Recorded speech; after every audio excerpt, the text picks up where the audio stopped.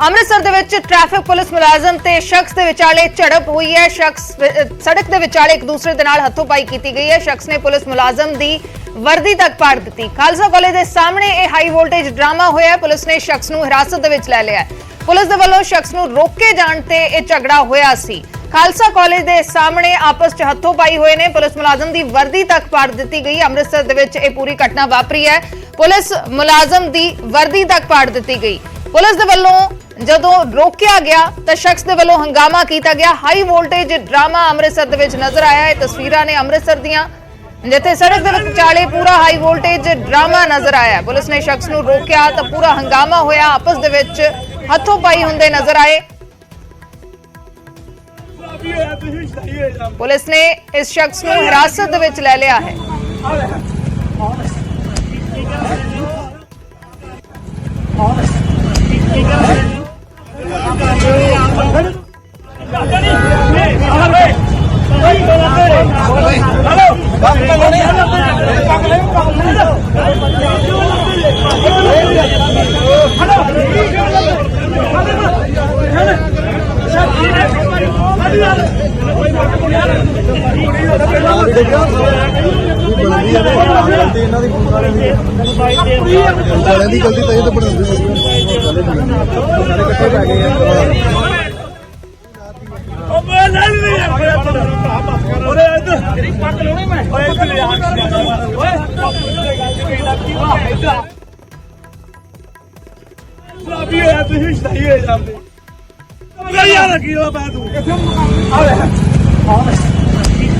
ਅੰਮ੍ਰਿਤਸਰ ਤੋਂ ਇਹ ਤਸਵੀਰਾਂ ਸਾਹਮਣੇ ਆਈਆਂ ਨੇ, ਜਿੱਥੇ ਸੜਕ ਦੇ ਵਿਚਾਲੇ ਪੁਲਿਸ ਮੁਲਾਜ਼ਮ ਇੱਕ ਸ਼ਖਸ ਦੇ ਨਾਲ ਹੱਥੋਂ ਪਾਈ ਹੁੰਦੇ ਨਜ਼ਰ ਆ ਰਹੇ ਨੇ। ਪੁਲਿਸ ਨੇ ਸ਼ਖਸ ਨੂੰ ਹਿਰਾਸਤ ਦੇ ਵਿੱਚ ਲੈ ਲਿਆ। ਦੱਸਿਆ ਜਾ ਰਿਹਾ ਕਿ ਪੁਲਿਸ ਨੇ ਸ਼ਖਸ ਨੂੰ ਰੋਕਿਆ ਤਾਂ ਝਗੜਾ ਹੋਇਆ, ਹੰਗਾਮਾ ਹੋਇਆ। ਹਾਈ ਵੋਲਟੇਜ ਡਰਾਮਾ ਨਜ਼ਰ ਆਇਆ ਅੰਮ੍ਰਿਤਸਰ ਦੀਆਂ ਸੜਕਾਂ ਤੇ।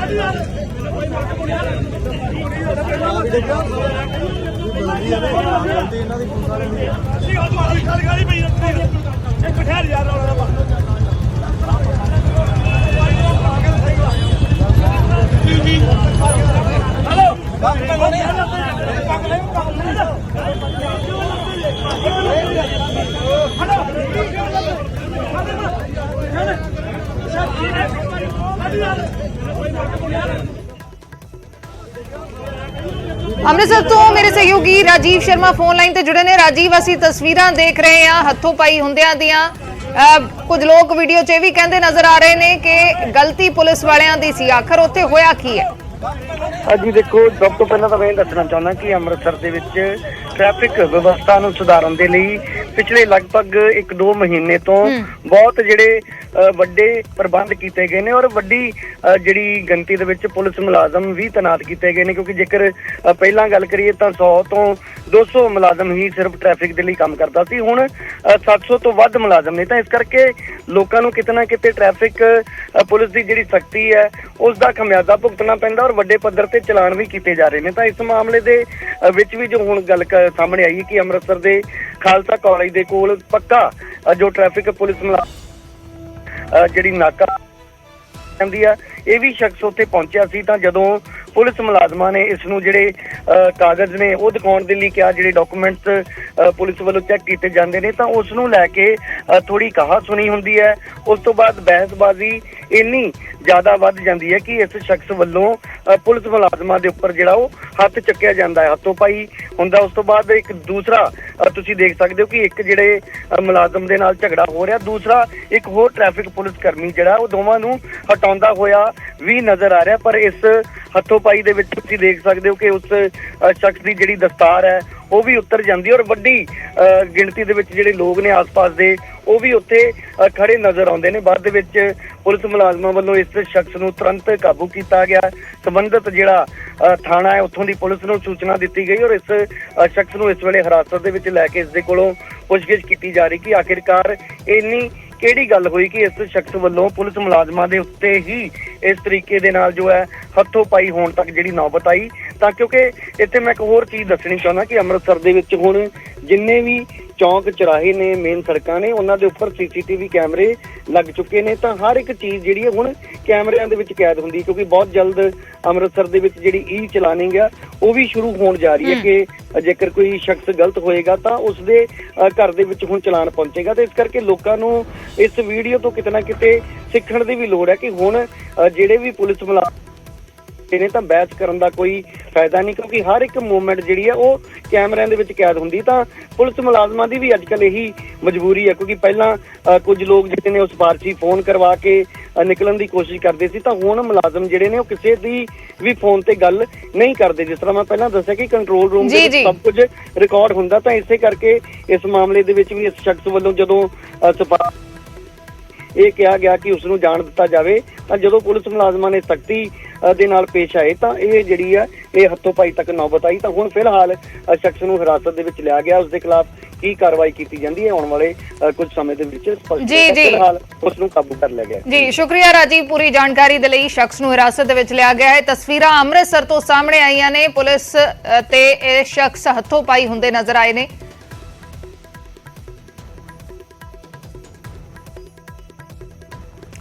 ਸਿੱਧਾ ਰੁਖ ਕਰਦੇ ਹਾਂ ਚੰਡੀਗੜ੍ਹ ਦੇ ਵਿੱਚ ਆਮ ਆਦਮੀ ਪਾਰਟੀ ਦੇ ਵੱਲੋਂ ਪ੍ਰੈਸ ਕਾਨਫਰੰਸ ਕੀਤੀ ਜਾ ਰਹੀ ਹੈ। ਸੁਣਦੇ ਹਾਂ ਕੀ ਕੁਝ ਕਹਿ ਰਹੇ ਨੇ। ਸਰਕਾਰ ਤੁਹਾਡੇ ਦੁਆਰ ਪ੍ਰੋਗਰਾਮ ਕੱਲ ਸ਼ੁਰੂ ਕਰਨ ਜਾ ਰਹੀ ਹੈ ਔਰ ਇਸ ਵਿਸ਼ੇ ਨੂੰ ਲੈ ਕੇ ਮੈਂ ਤੁਹਾਡੇ ਨਾਲ ਰੂਬਰੂ ਹੋਇਆ। ਆਪਾਂ ਸਾਰੇ ਜਾਣਦੇ ਹਾਂ ਕਿ ਪਿਛਲੇ ਦਿਨਾਂ 'ਚ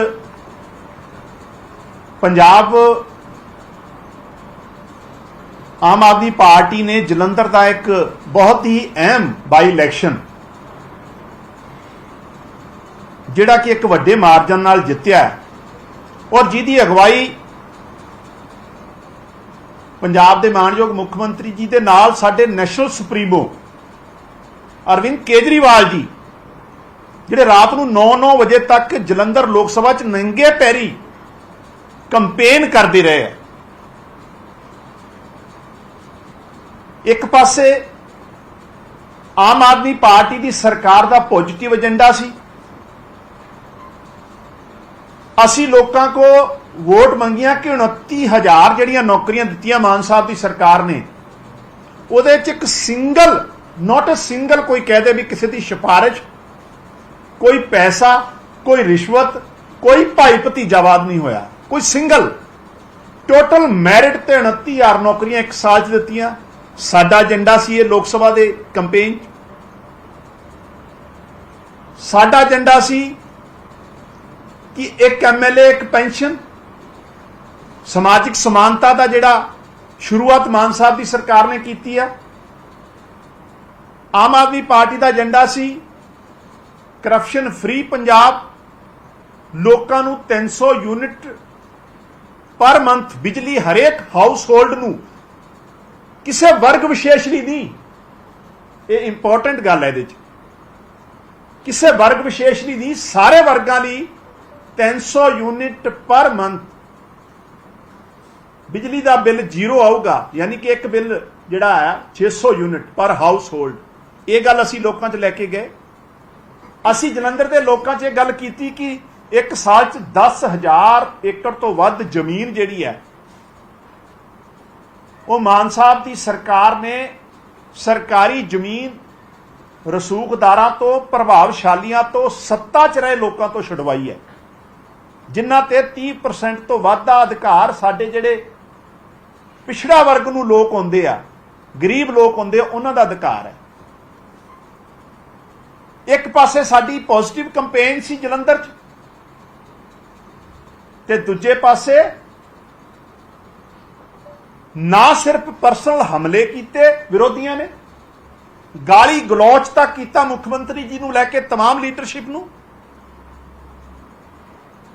ਮਤਲਬ ਅੱਤ ਦਰਜੇ ਦੇ ਹਲਕੀ ਸ਼ਬਦਾਵਲੀ ਰੋਜ਼ਾਨਾ ਪ੍ਰੈਸ ਕਾਨਫਰੰਸ ਕਰਕੇ ਨੈਗੇਟਿਵ ਕੰਪੇਨ ਕੀਤੀ ਵਿਰੋਧੀਆਂ ਨੇ।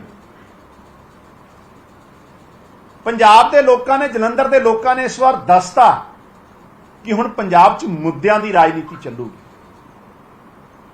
ਸਾਡੇ ਵਾਸਤੇ ਇਸ ਵਾਸਤੇ ਵੀ ਚੈਲੰਜ ਸੀਗਾ ਇਹ ਕਿ 2019 'ਚ ਜਲੰਧਰ ਲੋਕ ਸਭਾ 'ਚ ਆਮ ਆਦਮੀ ਪਾਰਟੀ ਨੂੰ 25,000 ਵੋਟ ਪਏ ਸੀ ਸਿਰਫ। इस बार साडा ये आंकड़ा 3 लाख तो टप गया।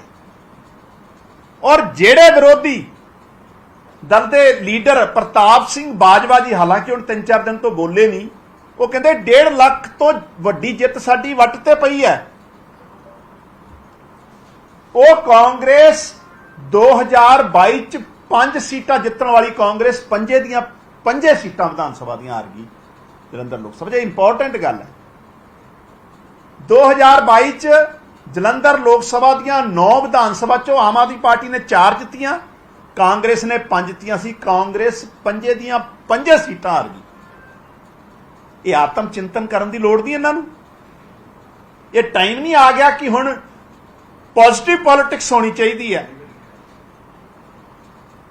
एक पासे असी पंजाब दी देश की गल करते हैं, जे असी बिजली के बिल फ्री किए वो एक वर्ग विशेष लिए नहीं किए, सारिਆਂ ਲਈ किए है।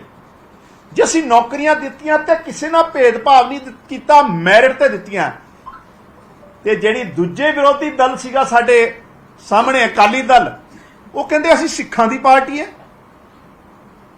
भाजपा कहंदी असी हिंदुआं दी पार्टी है, और बीएसपी नूं कहंदे ते दलितां दी पार्टी है। यानी कि एक पासे इन्हां विरोधी पार्टियां दा उही लोकां नूं समाज नूं वंडण वाला पुराना एजेंडा, भाईचारे दे नां ते, कम्युनिटियां दे नां ते, जातां दे धर्मां दे नां ते हुण ते मैं ते भैण मायावती जी नूं भी कहना है कि अकाली दल ने तुहानूं पंजाब सिर्फ बीएसपी नूं यही कहता भी किते सिर्फ दलितां दी पार्टी के दलित कल्ले ही रिप्रजेंट करदे आ बीएसपी नूं। और हुण इन्हां नूं चाह चढ़ गया इलैक्शन हारन तो बाद अकाली दल नूं कि बीजेपी नाल साडा अलायंस होना चाहिए। वो कहंदे असीं हिंदुआं दी पार्टी है, वंड रखिया ही समाज। आम आदमी पार्टी सारे वर्गां दी पार्टी है, पूरे समाज की पार्टी है, पंजाब की पार्टी है, देश की पार्टी है। और सानू इसे करके विधान सभा 92 सीटां पंजाब के लोगों ने दित्तियां, दिल्ली 67 सीटां दित्तियां अरविंद केजरीवाल जी की अगवाई ते लोक सभा सानू जिहड़ा आ 3 लाख तो वध वोटां सारे वर्गां ने दित्तियां। और आम आदमी पार्टी ने ना सिर्फ रिजर्व सीटां जित्तियां, जिहड़ियां जलंधर लोक सभा च रिजर्व भाईचारे दीयां सीटां सी, जिहदे च संतोख चौधरी, मरहूम संतोख चौधरी जी, उन्हां दा बेटा जिहड़ा फ्लोर नूं रिप्रजेंट करदा सी, वो भी हार गया। आम आदमी पार्टी जित्ती उत्थे, ते जलंधर कैंट जिथे प्रगट सिंह रिप्रजेंट करते सी, वो भी आम आदमी पार्टी ने। असी हर एक वर्ग नूं अपने नाल लाया, असी सारिਆਂ दे सांझे हां। और पंजाब गुरुआं पीरां फकीरां दी धरती आ, सांझीवालता दा संदेश गुरुआं ने दिता है। लेकिन ये लोग एक्सपोज होए, वार वार एक्सपोज होए। ये राजनीति हुण पंजाब च नहीं चलदी। मैं पूछना चाहुंदा है बाजवा साहब नूं, जिहड़े कहंदे 1.5 लाख तो असीं जित्तांगे, तुसीं 5 अपनियां सिटिंग असैंबली सीटां भी हार गए हो।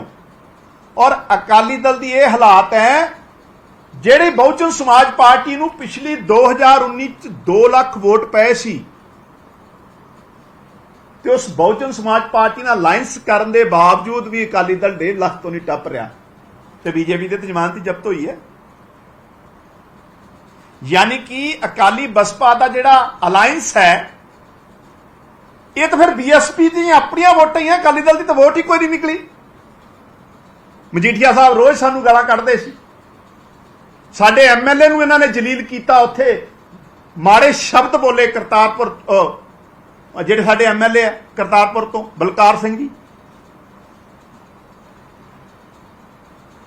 मतलब ये तय करता पंजाब के लोगों ने कि गवर्नेंस की पॉलिटिक्स चलूगी, सारे भाईचारिਆਂ ਨੂੰ ਨਾਲ ਲੈ के जिहड़ा गल करू वो अगे आऊगा, जिहड़ा सारे समाज सारे वर्गां ਲਈ काम करूगा वो अगे आऊगा। समाज ਨੂੰ ਵੰਡਣ वाले लोग, राजनीति च हद दर्जे की माड़ी शब्दावली करने वाले लोग, किस तरीके नाल साजिशां करके झूठियां लीडरां नूं बदनाम करने वाले लोग, गालां कड्ढण वाले लोग इस वार जलंधर के लोक सभा के लोगों ने नकार दिया। और कल जदों मानयोग मुख्यमंत्री जी की अगवाई च कैबिनेट की मीटिंग होने जा रही है, उहदे प्रायोरिटी दे पहल के आधार पर जलंधर लोक सभा के सारे हलकों के नुमाइंदे, अफसर साहिबान और वख-वख डिपार्टमेंटों के मंत्री साहिबान बैठ के जलंधर के डिवेलपमेंट का एजेंडा कल तय करना है। ये वास्ते सरकार तुहाडे द्वार लोकां नूं पुछ के लोकां वास्ते लोकां लई काम करने वाली सरकार। और मैं बेनती करूंगा आखिर च विरोधी पार्टियां नूं, हुण ये गाली गलौच वाली माड़ी शब्दावली, ये धमकाउण वाली, ये समाज च वंडियां पाउण वाली राजनीति बंद कर दो, नहीं तो जिहड़ियां 3 रह गई अगली बार 3 भी नहीं लभणियां विधान सभा ते बाजवा साहब दियां ते 5 लोक सभा च हार ही गए जिहड़ियां सिटिंग सी। मतलब एक आत्म चिंतन करना, जिहड़े रोज सानू गालां कढदे आ कि तुसीं कहने असीं 1 साल च कुछ नहीं कीता ते सिटिंग 5 MLA कांग्रेस दे हारे है ना जलंधर च, ਇਹਦਾ मतलब ਤੁਹਾਡੇ खिलाफ फतवा आया, ਤੁਸੀਂ ਲੋਕਾਂ ਦੀ ਨਬਜ ਨੂੰ ਸਮਝਣ ਚ ਨਾਕਾਮਯਾਬ ਹੋਏ ਹੋ। ਤੁਹਾਡਾ ਨੈਗੇਟਿਵ ਕੰਪੇਨ ਲੋਕਾਂ ਨੇ ਐਕਸੈਪਟ ਨਹੀਂ ਕੀਤੀ, ਨਕਾਰਤੀ ਆ, ਤੁਹਾਡਾ ਗਾਲੀ ਗਲੋਚ ਨਕਾਰਤਾ ਹੈ। और पंजाब वास्ते करप्शन फ्री, ये देखो अगे भी नौकरियां दिंदे सी, घर घर नौकरी देने की गल कीती सी कांग्रेस ने, ते नौकरियां अपने परिवारां नूं दे लियां। ते अकाली भाजपा के टाइम ते किहड़े किहड़े स्कैम होया, ते बसां PRTC घाटे ते अपनियां, हुण मैं रिपीट नहीं करना चाहुंदा।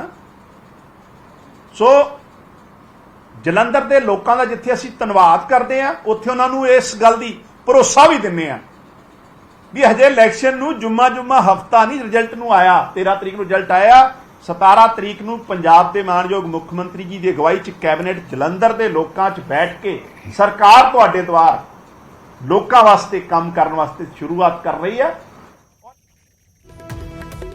ਵੱਡੀ ਖਬਰ ਦਾ ਰੁਖ ਕਰਦੇ ਹਾਂ। ਅੰਮ੍ਰਿਤਸਰ ਦੇ ਪਿੰਡ ਰਾਮਪੁਰਾ ਤੋਂ ਇੱਕ 7 ਸਾਲ ਦੀ ਬੱਚੀ ਅਗਵਾ ਹੋ ਗਈ ਹੈ। ਬੱਚੀ ਟਿਊਸ਼ਨ ਪੜ੍ਹਨ ਦੇ ਲਈ ਗਈ ਸੀ। ਅਭਿਰੋਜ਼ਜੋਤ ਕੌਰ ਬੱਚੀ ਦਾ ਨਾਮ ਹੈ, ਲੇਕਿਨ ਟਿਊਸ਼ਨ ਤੋਂ ਘਰ ਨਹੀਂ ਪਰਤੀ। ਪੁਲਿਸ ਨੇ ਪੂਰੇ ਪਿੰਡ ਦੀ ਤਲਾਸ਼ੀ ਲਈ ਹੈ। ਵੱਖ-ਵੱਖ ਇਲਾਕਿਆਂ 'ਚ ਤਲਾਸ਼ ਬੱਚੀ ਦੀ ਕੀਤੀ ਜਾ ਰਹੀ ਹੈ। ਇੱਕ CCTV ਸਾਹਮਣੇ ਆਈ ਹੈ ਜਿਸ ਦੇ ਵਿੱਚ ਬੱਚੀ 2 ਲੋਕਾਂ ਦੇ ਨਾਲ ਬਾਈਕ ਤੇ ਸਵਾਰ ਜਾਂਦੀ ਦਿਖੀ ਹੈ। ਆਖਰੀ ਵਾਰ ਬਾਈਕ ਸਵਾਰ 2 ਲੋਕਾਂ ਦੇ ਨਾਲ ਬੱਚੀ ਦੇਖੀ ਗਈ ਹੈ। अजे भी तलाश चल रही है। अमृतसर के पिंड रामपुरा तो एक 7 साल की बच्ची अगवा हो गई है। घरों कुछ ही दूर ट्यूशन पढ़न गई सी, लेकिन ट्यूशन ते भी नहीं पहुंची। ते ये CCTV तस्वीर सामने आई है, जो आखिरी तस्वीर सामने आई है। इस दे विच एक महिला ते एक शख्स दे नाल बच्ची बाइक ते देखी गई है। पुलिस ने पूरे पिंड की तलाशी ली है। अजे भी सर्च ऑपरेशन चलाया जा रहा है।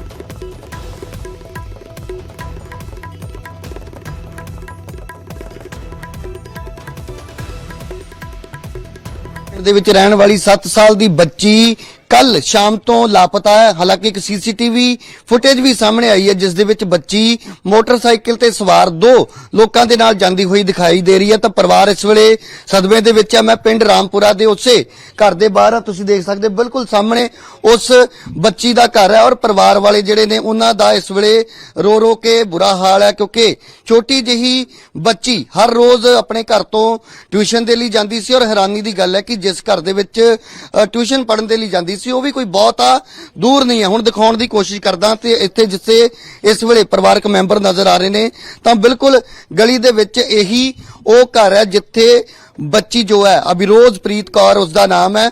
ਤਾਂ ਇਸ ਘਰ ਦੇ ਵਿੱਚ ਹਰ ਰੋਜ਼ ਉਹ ਟਿਊਸ਼ਨ ਪੜ੍ਹਨ ਦੇ ਲਈ ਆਉਂਦੀ ਸੀ। ਔਰ ਇਤੋਂ ਜਿਹੜੀ ਘਰ ਦੀ ਦੂਰੀ ਹੈ ਮਹਿਜ਼ 50 ਤੋਂ 100 ਮੀਟਰ ਦੀ ਦੂਰੀ ਤੇ ਉਸ ਬੱਚੀ ਦਾ ਘਰ ਹੈ। ਤਾਂ ਹੁਣ ਅਸੀਂ ਉਸ ਘਰ ਵਾਲੇ ਪਾਸੇ ਜਾ ਕੇ ਪਰਿਵਾਰ ਦੇ ਮੈਂਬਰਾਂ ਦੇ ਨਾਲ ਵੀ ਜ਼ਰੂਰ ਗੱਲਬਾਤ ਕਰਾਂਗੇ। ਤਾਂ ਇਹ ਉਹ ਘਰ ਹੈ ਜਿੱਥੇ ਕਿ ਬੱਚੀ ਰੋਜ਼ਪ੍ਰੀਤ ਕੌਰ ਜੋ ਕਿ ਕੱਲ ਸ਼ਾਮ ਤੋਂ ਲਾਪਤਾ ਹੈ। ਤਾਂ ਪੁਲਿਸ ਵੀ ਮੌਕੇ ਤੇ ਪਹੁੰਚੀ ਸੀ। ਪਰਿਵਾਰਕ ਮੈਂਬਰਾਂ ਦੀ ਜਿਹੜੀ ਸ਼ਿਕਾਇਤ ਤੋਂ ਬਾਅਦ ਪੁਲਿਸ ਵੱਲੋਂ ਜਾਂਚ ਕੀਤੀ ਜਾ ਰਹੀ ਹੈ। ਪਿੰਡ ਦੇ ਸਾਰੇ ਘਰਾਂ ਦੇ ਵਿੱਚ ਵੀ ਛਾਣਬੀਣ ਕੀਤੀ ਗਈ ਹੈ, ਪਰ ਹਾਲੇ ਤੱਕ ਬੱਚੀ ਦਾ ਕੋਈ ਅਤਾ ਪਤਾ ਨਹੀਂ ਹੈ। ਤਾਂ ਇਹ ਪਰਿਵਾਰਕ ਮੈਂਬਰ ਨੇ, ਉਹਨਾਂ ਦੇ ਨਾਲ ਵੀ ਗੱਲਬਾਤ ਕਰਦੇ ਆ। ਤੁਸੀਂ ਇਹ ਦੱਸੋ ਕਿ ਕਦੋਂ ਤੋਂ ਬੱਚੀ ਜਿਹੜੀ ਤੁਹਾਨੂੰ ਕਦੋਂ ਪਤਾ ਲੱਗਾ ਕਿ ਉਹ ਗਾਇਬ ਹੈ ਜਾਂ ਕਿੰਨੀ, ਕਿਉਂਕਿ ਘਰ ਤਾਂ ਬਹੁਤ ਨੇੜੇ ਹੈ ਜਿੱਥੇ ਟਿਊਸ਼ਨ ਪੜ੍ਹਨ ਦੇ ਲਈ ਜਾਂਦੀ ਸੀ? 5 ਵਜੇ ਪਤਾ ਲੱਗਾ। ਉਹ ਟਿਊਸ਼ਨ ਵਾਲੇ ਘਰ ਆਣ ਕੇ ਪੁੱਛਿਆ ਕਿ ਤੁਹਾਡੀ ਬੇਟੀ ਆਈ ਨਹੀਂ ਟਿਊਸ਼ਨ ਤੇ ਉਸ ਤੋਂ ਬਾਅਦ ਚ ਪੁੱਛ ਪੜਤਾਲ ਸ਼ੁਰੂ ਕੀਤੀ। ਯਾਨੀ ਸਾਰੇ ਕਿ ਟਿਊਸ਼ਨ ਤੇ ਪਹੁੰਚੀ ਨਹੀਂ ਉਹ? ਪਹੁੰਚੀ ਨਹੀਂ ਟਿਊਸ਼ਨ ਤੇ, ਘਰੋਂ 4 ਵਜੇ ਗਈ ਪੜਨ ਤੇ ਉਹਨਾਂ ਉਧਰ ਪਹੁੰਚੀ ਨਹੀਂ। ਟਿਊਸ਼ਨ ਵਾਲੀ ਮੈਡਮ ਨੇ ਖੁਦ ਪੁੱਛਿਆ ਆਣ ਕੇ ਵੀ ਤੁਹਾਡੀ ਬੇਟੀ ਨਹੀਂ ਆਈ ਟਿਊਸ਼ਨ ਪੜਨ। ਫਿਰ ਪਤਾ ਲੱਗਾ ਰੋਜ਼ਪ੍ਰੀਤ ਕਿੰਨੇ ਭੈਣ ਭਰਾ ਹੈ? ਇਕੱਲੀ ਬੇਟੀ? 2 ਬੇਟੀਆਂ ਹੀ ਆ ਉਹਨਾਂ ਦੀਆਂ। ਹਾਂਜੀ। ਤਾਂ ਇਹ ਉਹ ਘਰ ਹੈ ਪੂਰੇ, ਅਸੀਂ ਜ਼ਿਕਰ ਕਹੀਏ ਕਿ ਇੱਕ ਵੱਡਾ ਪਰਿਵਾਰ ਹੈ ਔਰ ਇਸੇ ਪਰਿਵਾਰ ਦੀ ਛੋਟੀ ਬੱਚੀ ਜਿਹੜੀ ਕਿ 7 ਸਾਲ ਉਸਦੀ ਉਮਰ ਹੈ ਔਰ 2 ਭੈਣਾਂ ਨੇ। ਤਾਂ ਭਾਈ ਸਾਹਿਬ ਪੁਲਿਸ ਪਹੁੰਚੀ ਸੀ ਅੱਜ, ਕੋਈ ਹੁਣ ਤੱਕ ਕੋਈ ਸੁਰਾਗ, ਕੋਈ ਜਾਂਚ ਦੇ ਵਿੱਚ ਕੋਈ ਗੱਲ ਸਾਹਮਣੇ ਆਈ? ਅਜੇ ਤੱਕ ਤਾਂ ਨਹੀਂ ਕੋਈ ਪਤਾ ਲੱਗਾ। ਕਹਿ ਗਏ ਆ ਕੋਈ ਨਹੀਂ ਆ ਦੇਖਦੇ ਆ ਘੰਟਾ ਕੁ ਹੋ ਗਿਆ ਚਲੇ ਗਏ ਆ। ਜਿਸ ਤਰ੍ਹਾਂ ਜਿਹੜੀ ਵੀਡੀਓ ਸਾਹਮਣੇ ਆਈ ਹੈ, ਕੋਈ ਕਿਸੇ ਦੇ ਨਾਲ ਤੁਹਾਨੂੰ ਕੋਈ ਪਛਾਣ ਹੋ ਸਕਦੀ ਹੈ ਕਿ ਕੋਈ ਜਾਣਕਾਰ ਹੋਵੇ ਜਾਂ ਕਿਸੇ ਨਾਲ ਕੋਈ ਦੁਸ਼ਮਣੀ, ਕੋਈ ਰੰਜਿਸ਼? ਸਾਡੀ ਤਾਂ ਦੁਸ਼ਮਣੀ ਕੋਈ ਨਹੀਂ, ਅਸੀਂ ਤਾਂ ਲੜਦੇ ਨਹੀਂ ਕਿਸੇ ਨਾਲ। ਹੁਣ ਬਾਕੀ ਹੁਣ ਪ੍ਰਮਾਤਮਾ ਦੀ ਮਰਜ਼ੀ। ਉਹ ਜਿਸ ਤਰ੍ਹਾਂ ਕੱਲ 4 ਵਜੇ ਘਰ ਬਿਲਕੁਲ ਨੇੜੇ ਆ ਜਿੱਥੇ ਟਿਊਸ਼ਨ ਪੜਨ ਜਾਂਦੀ ਸੀ, ਕੋਈ ਤੁਹਾਨੂੰ ਕੀ ਲੱਗ ਰਿਹਾ ਕਿਸੇ ਤੇ ਕੋਈ ਸ਼ੱਕ ਜਾਂ ਕੋਈ ਰੰਜਿਸ਼ ਦਾ ਕੋਈ ਮਾਮਲਾ ਕੀ ਹੋ ਸਕਦਾ ਹੈ? ਨਹੀਂ, ਮੈਨੂੰ ਕੋਈ ਸ਼ੱਕ ਕੋਈ ਨਹੀਂ ਕਿਤੇ। ਪੁਲਿਸ ਦੇ ਕੋਈ ਅਫਸਰ ਪਹੁੰਚੇ ਸੀ? ਹਾਂਜੀ ਹਾਂਜੀ, ਆਏ ਰਾਤੀ ਵੀ ਆਏ।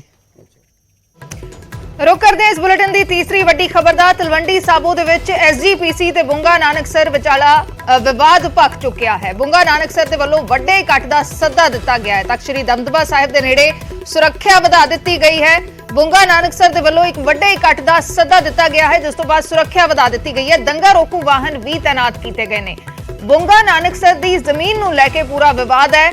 ਐਸਜੀਪੀਸੀ ਦੇ ਵੱਲੋਂ ਕਬਜ਼ਾ ਲਏ ਜਾਣ ਦਾ ਬੁੰਗਾ ਨਾਨਕਸਰ ਦੇ ਸ਼ਰਧਾਲੂ ਵਿਰੋਧ ਕਰ ਰਹੇ ਨੇ। ਅਸਲ ਦੇ ਵਿੱਚ ਕੋਰਟ ਨੇ ਐਸਜੀਪੀਸੀ ਦੇ ਹੱਕ ਦੇ ਵਿੱਚ ਫੈਸਲਾ ਸੁਣਾਇਆ ਸੀ, ਜਿਸ ਤੋਂ ਬਾਅਦ ਐਸਜੀਪੀਸੀ ਦੇ ਵੱਲੋਂ ਇਹ ਕਬਜ਼ਾ ਕਹਿ ਸਕਦੇ ਹਾਂ ਕਿ ਲਿਆ ਜਾ ਰਿਹਾ, ਜੋ ਬੁੰਗਾ ਨਾਨਕਸਰ ਦੇ ਵੱਲੋਂ ਵਿਰੋਧ ਕੀਤਾ ਜਾ ਰਿਹਾ। ਬੁੰਗਾ ਨਾਨਕਸਰ ਦੇ ਸ਼ਰਧਾਲੂਆਂ ਨੇ ਵੱਡੇ ਇਕੱਠ ਦਾ ਸੱਦਾ ਦਿੱਤਾ ਹੈ। ਪ੍ਰਸ਼ਾਸਨ ਦੇ ਵੱਲੋਂ ਦੋਹਾਂ ਧਿਰਾਂ ਨਾਲ ਮੀਟਿੰਗਾਂ ਕੀਤੀਆਂ ਜਾ ਰਹੀਆਂ ਨੇ। ਉਧਰ ਦੂਸਰੇ ਪਾਸੇ ਸਾਬਕਾ ਮੁੱਖ ਮੰਤਰੀ ਚਰਨਜੀਤ ਸਿੰਘ ਚੰਨੀ ਬੁੰਗਾ ਨਾਨਕਸਰ ਗੁਰਦੁਆਰੇ ਪਹੁੰਚੇ ਹੋਏ ਨੇ। दरअसल 13 मई ਨੂੰ 15 ਕਨਾਲਾਂ 14 ਮਰਲੇ ਜ਼ਮੀਨ ਐਸਜੀਪੀਸੀ ਨੇ ਆਪਣੀ ਟਾਸਕ ਫੋਰਸ ਸਹਾਰੇ ਕਬਜ਼ੇ 'ਚ ਲੈ ਲਈ ਸੀ, ਜਿਸ ਤੋਂ ਬਾਅਦ ਬੁੰਗੇ ਦੇ ਸ਼ਰਧਾਲੂਆਂ ਨੇ ਦਮਦਮਾ ਸਾਹਿਬ ਦੀ ਦਰਸ਼ਨੀ ਡਿਊਟੀ ਅੱਗੇ ਧਰਨਾ ਵੀ ਦਿੱਤਾ ਸੀ। ਇਹ ਕੇਸ ਲੰਬੇ ਸਮੇਂ ਤੋਂ ਕੋਰਟ 'ਚ ਚੱਲ ਰਿਹਾ ਸੀ। ਬਠਿੰਡਾ ਅਦਾਲਤ ਨੇ 2013 'ਚ ਐਸਜੀਪੀਸੀ ਦੇ ਹੱਕ 'ਚ ਫੈਸਲਾ ਸੁਣਾਇਆ ਸੀ। ਬੁੰਗਾ ਨਾਨਕਸਰ ਨੇ ਹਾਈ ਕੋਰਟ ਦੇ ਵਿੱਚ ਇਸ ਦੇ ਖਿਲਾਫ ਅਪੀਲ ਵੀ ਕੀਤੀ, ਪਰ 2015 'ਚ ਅਪੀਲ ਖਾਰਜ ਕਰ ਦਿੱਤੀ ਗਈ ਸੀ। ਸਾਲ 2018 'ਚ ਐਸਜੀਪੀਸੀ ਨੂੰ ਕਬਜ਼ਾ ਵਾਰੰਟ ਵੀ ਜਾਰੀ ਕਰ ਦਿੱਤਾ ਸੀ ਤੇ ਹੁਣ ਐਸਜੀਪੀਸੀ ਨੇ ਭਾਰੀ ਟਾਸਕ ਫੋਰਸ ਦੇ ਨਾਲ ਇਸ ਜ਼ਮੀਨ ਤੇ ਕਬਜ਼ਾ ਕਰ ਟਰੈਕਟਰਾਂ ਦੇ ਨਾਲ ਇਸ ਜ਼ਮੀਨ ਨੂੰ ਵਾਹ ਦਿੱਤਾ, ਜਿਸ ਤੋਂ ਬਾਅਦ ਬੁੰਗੇ ਦੇ ਸ਼ਰਧਾਲੂ ਖਫਾ ਨੇ। ਗੁਰਦੁਆਰਾ ਬੁੰਗਾ ਨਾਨਕਸਰ ਰਵਿਦਾਸੀਆਂ ਸਿੰਘਾਂ ਦਾ ਗੁਰਦੁਆਰਾ ਹੈ ਤੇ ਹੁਣ ਇੱਕ ਵੱਡੇ ਇਕੱਠ ਦਾ ਸੱਦਾ ਦਿੱਤਾ ਗਿਆ ਹੈ।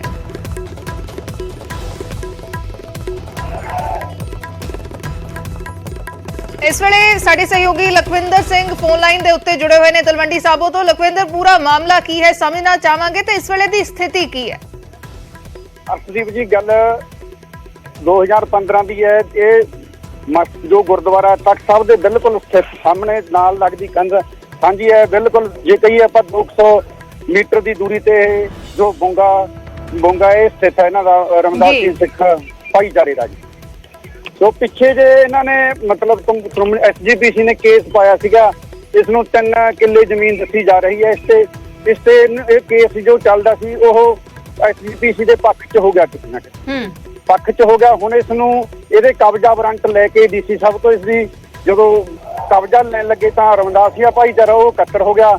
ਇਸ ਨੂੰ ਲੈ ਕੇ ਜੋ ਇਹਦਾ ਵਿਵਾਦ ਹੈ ਜਿਹੜਾ ਉਹ ਚੱਲ ਰਿਹਾ ਹੈ। ਜੇ ਗੱਲ ਕਰ ਮੌਜੂਦਾ ਸਥਿਤੀ ਦੀ ਗੱਲ ਕਰੀਏ ਤਾਂ ਰਮਦਾਸੀਆ ਸਿੱਖ ਭਾਈਚਾਰਾ ਜੋ ਅੱਜ ਇੱਥੇ ਵੱਡੀ ਗਿਣਤੀ ਦੇ ਵਿੱਚ ਇਕੱਤਰ ਹੋਇਆ, ਜਿਹਦੇ ਵਿੱਚ ਸਾਬਕਾ ਮੁੱਖ ਮੰਤਰੀ ਚਰਨਜੀਤ ਚੰਨੀ ਜੀ ਵੀ ਤੇ ਹੋਰ ਜੋ ਪਾਰਟੀਆਂ ਦੇ ਵੱਖ-ਵੱਖ ਆਗੂ ਆ ਉਹ ਇੱਥੇ ਪਹੁੰਚੇ ਹੋਏ ਨੇ ਤੇ ਆਪਦਾ ਜਿਹੜਾ ਵਿਵਾਦ ਹੈ ਭਾਈਚਾਰੇ ਨਾਲ ਵੱਡਾ ਇਕੱਠ ਕੀਤਾ ਗਿਆ ਤੇ ਉਸ ਨੂੰ ਲੈ ਕੇ ਵਿਵਾਦ ਸੁਲਝਾਇਆ ਜਾ ਰਿਹਾ। ਕਿਤੇ ਨਾ ਕਿਤੇ ਉਹ ਆਪਣੇ ਭਾਈਚਾਰੇ ਨਾਲ ਫੈਸਲੇ ਕਰ ਰਹੇ ਆ ਵੀ ਕੀ ਇਹਦਾ ਹੋਣਾ ਚਾਹੀਦਾ ਹੈ।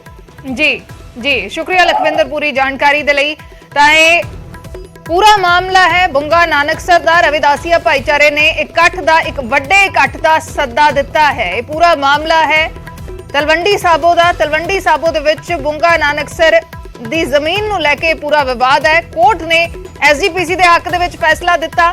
ਐਸਜੀਪੀਸੀ ਦੇ ਵੱਲੋਂ ਕਬਜ਼ਾ ਲਿਆ ਗਿਆ ਆਪਣੀ ਟਾਸਕ ਫੋਰਸ ਦੇ ਸਹਾਰੇ 13 ਮਈ ਨੂੰ 15 ਕਨਾਲਾਂ 14 ਮਰਲੇ ਜ਼ਮੀਨ ਆਪਣੀ ਟਾਸਕ ਫੋਰਸ ਦੇ ਸਹਾਰੇ ਐਸਜੀਪੀਸੀ ਨੇ ਕਬਜ਼ੇ 'ਚ ਲੈ ਲਈ ਸੀ, ਜਿਸ ਤੋਂ ਬਾਅਦ ਬੁੰਗੇ ਦੇ ਸ਼ਰਧਾਲੂਆਂ ਨੇ ਦਮਦਮਾ ਸਾਹਿਬ ਦੀ ਦਰਸ਼ਨੀ ਡਿਊਟੀ ਅੱਗੇ ਧਰਨਾ ਵੀ ਦਿੱਤਾ ਸੀ ਤੇ ਇਸ ਵੇਲੇ ਰੋਸ ਹੈ ਰਵਿਦਾਸੀਆ ਭਾਈਚਾਰੇ ਦੇ ਵਿੱਚ ਤੇ ਇੱਕ ਵੱਡੇ ਇਕੱਠ ਦਾ ਸੱਦਾ ਦਿੱਤਾ ਹੈ, ਜਿਸ ਤੋਂ ਬਾਅਦ ਇਸ ਪੂਰੇ ਇਲਾਕੇ ਦੇ ਵਿੱਚ ਸੁਰੱਖਿਆ ਇੰਤਜ਼ਾਮ ਵਧਾ ਦਿੱਤੇ ਗਏ ਨੇ। ਇਹ ਤਸਵੀਰਾਂ ਨੇ ਤਲਵੰਡੀ ਸਾਬੋ ਦੀਆਂ। ਦੰਗਾ ਰੋਕੂ ਵਾਹਨ ਵੀ ਤੈਨਾਤ ਕੀਤੇ ਗਏ ਨੇ ਤਾਂ ਕਿ ਕੋਈ ਸਥਿਤੀ ਨਾ ਵਿਗੜੇ।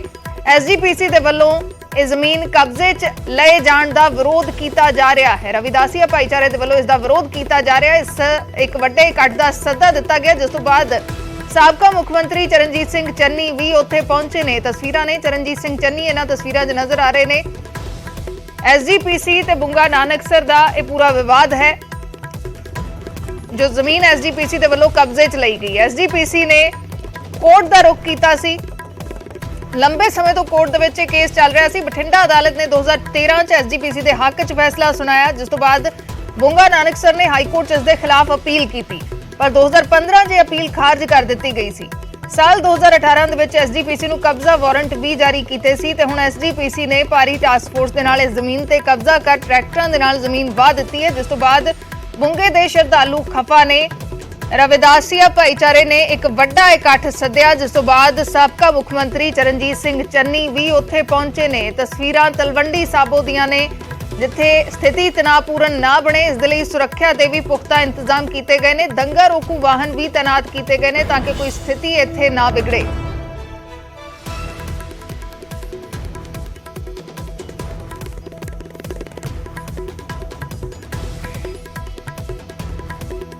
ਵੱਖੋ ਵੱਖਰੀਆਂ ਤਸਵੀਰਾਂ ਦਿਖਾ ਰਹੇ ਹਾਂ। ਬੁੰਗਾ ਨਾਨਕਸਰ ਦੀ ਜ਼ਮੀਨ ਨੂੰ ਲੈ ਕੇ ਪੂਰਾ ਵਿਵਾਦ ਹੈ। ਐਸਜੀਪੀਸੀ ਦੇ ਹੱਕ ਦੇ ਵਿੱਚ ਕੋਰਟ ਨੇ ਫੈਸਲਾ ਸੁਣਾਇਆ ਸੀ, ਜਿਸ ਤੋਂ ਬਾਅਦ ਐਸਜੀਪੀਸੀ ਨੇ ਜ਼ਮੀਨ ਤੇ ਆਪਣੀ ਭਾਰੀ ਟਾਸਕ ਫੋਰਸ ਦੇ ਨਾਲ ਇਸ ਜ਼ਮੀਨ ਨੂੰ ਕਬਜ਼ੇ ਦੇ ਵਿੱਚ ਲਿਆ ਹੈ, ਜਿਸ ਤੋਂ ਬਾਅਦ ਸ਼ਰਧਾਲੂ ਖਫਾ ਨੇ, ਬੁੰਗਾ ਨਾਨਕਸਰ ਦੇ ਸ਼ਰਧਾਲੂ ਖਫਾ ਨੇ ਤੇ ਇੱਕ ਵੱਡਾ ਇਕੱਠ ਸੱਦਿਆ ਗਿਆ। ਸੁਰੱਖਿਆ ਦੇ ਇੰਤਜ਼ਾਮ ਪੂਰੇ ਇਲਾਕੇ ਦੇ ਵਿੱਚ ਵਧਾਏ ਹੋਏ ਨੇ। ਲਖਵਿੰਦਰ ਮੇਰੇ ਸਹਿਯੋਗੀ ਫਿਰ ਤੋਂ ਜੁੜੇ ਨੇ। ਲਖਵਿੰਦਰ, ਕਿੰਨੇ ਕੁ ਸੁਰੱਖਿਆ ਦੇ ਇੰਤਜ਼ਾਮ ਕੀਤੇ ਗਏ ਨੇ ਤੇ ਪ੍ਰਸ਼ਾਸਨ ਦੇ ਵੱਲੋਂ ਕੀ ਕੁਝ ਗੱਲਬਾਤ ਕੀਤੀ ਜਾ ਰਹੀ ਹੈ? ਬਿਲਕੁਲ ਜੀ, ਅੱਜ ਜਦੋਂ ਇਹਨਾਂ ਦੀ ਤਰੀਕ ਸੀ, ਇਸ ਨੂੰ ਲੈ ਕੇ ਹੀ ਅੱਜ ਜੇਕਰ ਪੁਲਿਸ ਪ੍ਰਸ਼ਾਸਨ ਦੀ ਗੱਲ ਕਰੀਏ ਤਾਂ ਅੱਜ ਤੱਕ ਸ੍ਰੀ ਦਮਦਮਾ ਸਾਹਿਬ ਤੋਂ ਲੈ ਕੇ 28 ਤਲਵੰਡੀ ਸਾਬੋ ਨੂੰ ਬਿਲਕੁਲ ਪੁਲਿਸ ਨੇ ਛਾਉਣੀ ਬਣਾਇਆ ਹੋਇਆ ਹੈ ਤੇ ਪੁਲਿਸ ਦੇ ਵੱਖ-ਵੱਖ ਥਾਂ ਨਾਕੇ ਲੱਗੇ ਹੋਏ ਨੇ ਤਾਂ ਕਿ ਕੋਈ ਅਮਨ ਕਾਨੂੰਨ ਦੀ ਸਥਿਤੀ ਨੂੰ, ਲਾ ਐਂਡ ਆਰਡਰ ਦੀ ਸਥਿਤੀ ਨੂੰ ਬਰਕਰਾਰ ਰੱਖਿਆ ਜਾਵੇ। ਕਿਸੇ ਵੀ ਕਿਸਮ ਦੀ ਕਿਸੇ ਨੂੰ ਕੋਈ ਗੜਬੜ ਕਰਨ ਦਾ ਕੋਈ ਵੀ ਮੌਕਾ ਨਹੀਂ ਦੇ ਰਹੀ ਪੁਲਿਸ ਪ੍ਰਸ਼ਾਸਨ ਜੋ। ਜੀ ਲਖਵਿੰਦਰ, ਕੋਈ ਐਸਜੀਪੀਸੀ ਦਾ ਨੁਮਾਇੰਦਾ ਪਹੁੰਚਿਆ ਹੈ ਜਾਂ ਕਿਸੇ ਦੇ ਨਾਲ ਗੱਲਬਾਤ ਹੋਈ ਹੈ? ਜੀ ਐਸਜੀਪੀਸੀ ਨੇ ਵੀ ਇੱਕ ਮੀਡੀਆ ਨੂੰ ਜਾਰੀ ਕਰਿਆ ਵੀ ਉਹਨਾਂ ਨੇ ਇਹ ਗੱਲ ਕਹੀ, ਆਪਣਾ ਪੱਖ ਰੱਖਿਆ ਹੋਇਆ। ਐਸਜੀਪੀਸੀ ਦਾ ਕਹਿਣਾ ਹੈ ਕਿ ਅਸੀਂ ਜੋ ਇਹ ਨਾਨਕਸਰ ਦੀ ਜ਼ਮੀਨ ਸੀ, ਇਸ ਦਾ ਅਸੀਂ ਕੇਸ ਪਾਇਆ ਹੋਇਆ ਸੀ, ਕਿਤੇ ਨਾ ਕਿਤੇ ਇਹ ਕੇਸ ਹੈ ਅਸੀਂ ਜਿੱਤ ਚੁੱਕੇ ਹਾਂ। ਇਸ ਨੂੰ ਲੈ ਕੇ ਅਸੀਂ ਕਾਨੂੰਨੀ ਕਾਰਵਾਈ ਤਹਿਤ ਇਹਨਾਂ ਨਾਲ ਗੱਲਬਾਤ ਕਰਕੇ ਅਸੀਂ ਪੁਲਿਸ ਪ੍ਰਸ਼ਾਸਨ ਦੇ ਥਰੂ ਅਸੀਂ ਕਬਜ਼ਾ ਵਾਰੰਟ ਲਿਆ ਹੋਇਆ। ਇਸ ਨੂੰ ਲੈ ਕੇ ਅਸੀਂ ਇਹ ਜਿਹੜਾ 3 ਕਿੱਲੇ ਜ਼ਮੀਨ ਆ ਜਾਂ ਗੁਰਦੁਆਰਾ ਸਾਹਿਬ ਹੈ, ਇਸ ਤੇ ਅਸੀਂ ਮਤਲਬ ਆਪਣਾ ਹੱਕ ਜਮਾ ਰਹੇ। ਇਹ ਪੁਲਿਸ ਪ੍ਰਸ਼ਾਸਨ ਦੇ ਥਰੂ ਹੀ ਜਿਹੜੀ ਐਸਜੀਪੀਸੀ ਆ ਉਹ ਕਹਿ ਰਹੀ ਹੈ। ਜੀ, ਸਾਬਕਾ ਮੁੱਖ ਮੰਤਰੀ ਚਰਨਜੀਤ ਸਿੰਘ ਚੰਨੀ ਵੀ ਪਹੁੰਚੇ ਹੋਏ ਸੀ, ਕੀ ਉਹਨਾਂ ਨਾਲ ਮੀਡੀਆ ਦੀ ਕੋਈ ਗੱਲਬਾਤ ਹੋਈ ਹੈ ਜਾਂ ਉਹਨਾਂ ਨੇ ਇਸ ਸਭ ਨੂੰ ਲੈ ਕੇ ਕੋਈ ਬਿਆਨ ਦਿੱਤਾ ਹੈ? ਬਿਲਕੁਲ ਜੀ, ਸ਼੍ਰੋਮਣੀ ਸਾਬਕਾ ਮੁੱਖ ਮੰਤਰੀ ਚਰਨਜੀਤ ਸਿੰਘ ਚੰਨੀ ਨੇ ਆਪਦੇ ਭਾਈਚਾਰੇ ਨੂੰ ਸੰਬੋਧਨ ਕਰਦੇ ਹੋਏ ਗੱਲ ਕਹੀ ਹੈ ਵੀ ਇਸ ਤੇ ਕੋਈ ਕੇਸ ਇਹਦਾ ਗਲਤ ਹੈ। ਇਹ ਸਾਰਾ ਧਰਮ ਹੈ ਜਿਹੜਾ ਇਹ ਇਕੱਠਾ ਹੈ, ਸਾਰਿਆਂ ਨੂੰ ਨਾਲ ਲੈ ਕੇ ਚੱਲਣਾ ਚਾਹੀਦਾ ਤੇ ਉਹਨਾਂ ਨੇ ਜਿੱਥੇ ਐਸਜੀਪੀਸੀ ਦੇ ਪ੍ਰਧਾਨ ਨੂੰ ਉਹਨਾਂ ਨੇ ਅਪੀਲ ਕੀਤੀ ਹੈ ਵੀ ਇਹਨੂੰ ਨਜਿੱਠਣਾ ਚਾਹੀਦਾ ਤੇ ਇਸ ਤੇ ਕਬਜ਼ਾ ਅਸੀਂ ਨਹੀਂ ਹੋਣ ਦੇਵਾਂਗੇ। ਇਹ ਗੱਲ ਚਰਨਜੀਤ ਸਿੰਘ ਚੰਨੀ ਨੇ ਆਪਣੇ ਸੰਬੋਧਨੀ ਭਾਸ਼ਣ ਦੇ ਵਿੱਚ ਕਹੀ ਹੈ ਤੇ 2-4 ਮਿੰਟਾਂ ਦੇ ਵਿੱਚ ਹੀ ਮੀਡੀਆ ਨਾਲ ਮੁਖਾਤਬ ਹੋ ਰਹੇ ਆ ਚਰਨਜੀਤ ਚੰਨੀ ਜੀ। ਜੀ ਸ਼ੁਕਰੀਆ ਲਖਵਿੰਦਰ ਪੂਰੀ ਜਾਣਕਾਰੀ ਦੇ ਲਈ। ਤਾਂ ਸਾਬਕਾ ਮੁੱਖ ਮੰਤਰੀ ਚਰਨਜੀਤ ਸਿੰਘ ਚੰਨੀ ਵੀ ਮੌਕੇ ਤੇ ਪਹੁੰਚੇ ਨੇ। ਐਸਜੀਪੀਸੀ ਦਾ ਬੁੰਗਾ ਨਾਨਕਸਰ ਦੀ ਜ਼ਮੀਨ ਨੂੰ ਲੈ ਕੇ ਪੂਰਾ ਵਿਵਾਦ ਹੈ। ਕੋਰਟ ਨੇ ਐਸਜੀਪੀਸੀ ਦੇ ਹੱਕ ਦੇ ਵਿੱਚ ਫੈਸਲਾ ਸੁਣਾਇਆ ਸੀ। 2013 ਤੋਂ ਇਹ ਮਾਮਲਾ ਚੱਲ ਰਿਹਾ ਸੀ ਤੇ ਕੋਰਟ ਦੇ ਵੱਲੋਂ ਫੈਸਲਾ ਸੁਣਾਏ ਜਾਣ ਤੋਂ ਬਾਅਦ ਹੁਣ ਐਸਜੀਪੀਸੀ ਨੇ ਭਾਰੀ ਟਾਸਕ ਫੋਰਸ ਦੇ ਨਾਲ ਇਸ ਜ਼ਮੀਨ ਤੇ ਕਬਜ਼ਾ ਲਿਆ, ਜ਼ਮੀਨ ਵਾਹ ਦਿੱਤੀ, ਜਿਸ ਤੋਂ ਬਾਅਦ ਬੁੰਗਾ ਨਾਨਕਸਰ ਦੇ ਸ਼ਰਧਾਲੂ ਖਫਾ ਨੇ ਤੇ ਰਵਿਦਾਸੀਆ ਭਾਈਚਾਰੇ ਨੇ ਇੱਕ ਵੱਡਾ ਇਕੱਠ ਸੱਦਿਆ, ਜਿਸ ਤੋਂ ਬਾਅਦ ਪੂਰੇ ਇਲਾਕੇ 'ਚ ਸੁਰੱਖਿਆ ਦੇ ਪੁਖਤਾ ਇੰਤਜ਼ਾਮ ਕੀਤੇ ਗਏ ਨੇ ਤਾਂ ਕਿ ਸਥਿਤੀ ਕਾਬੂ ਦੇ ਵਿੱਚ ਰਹੇ।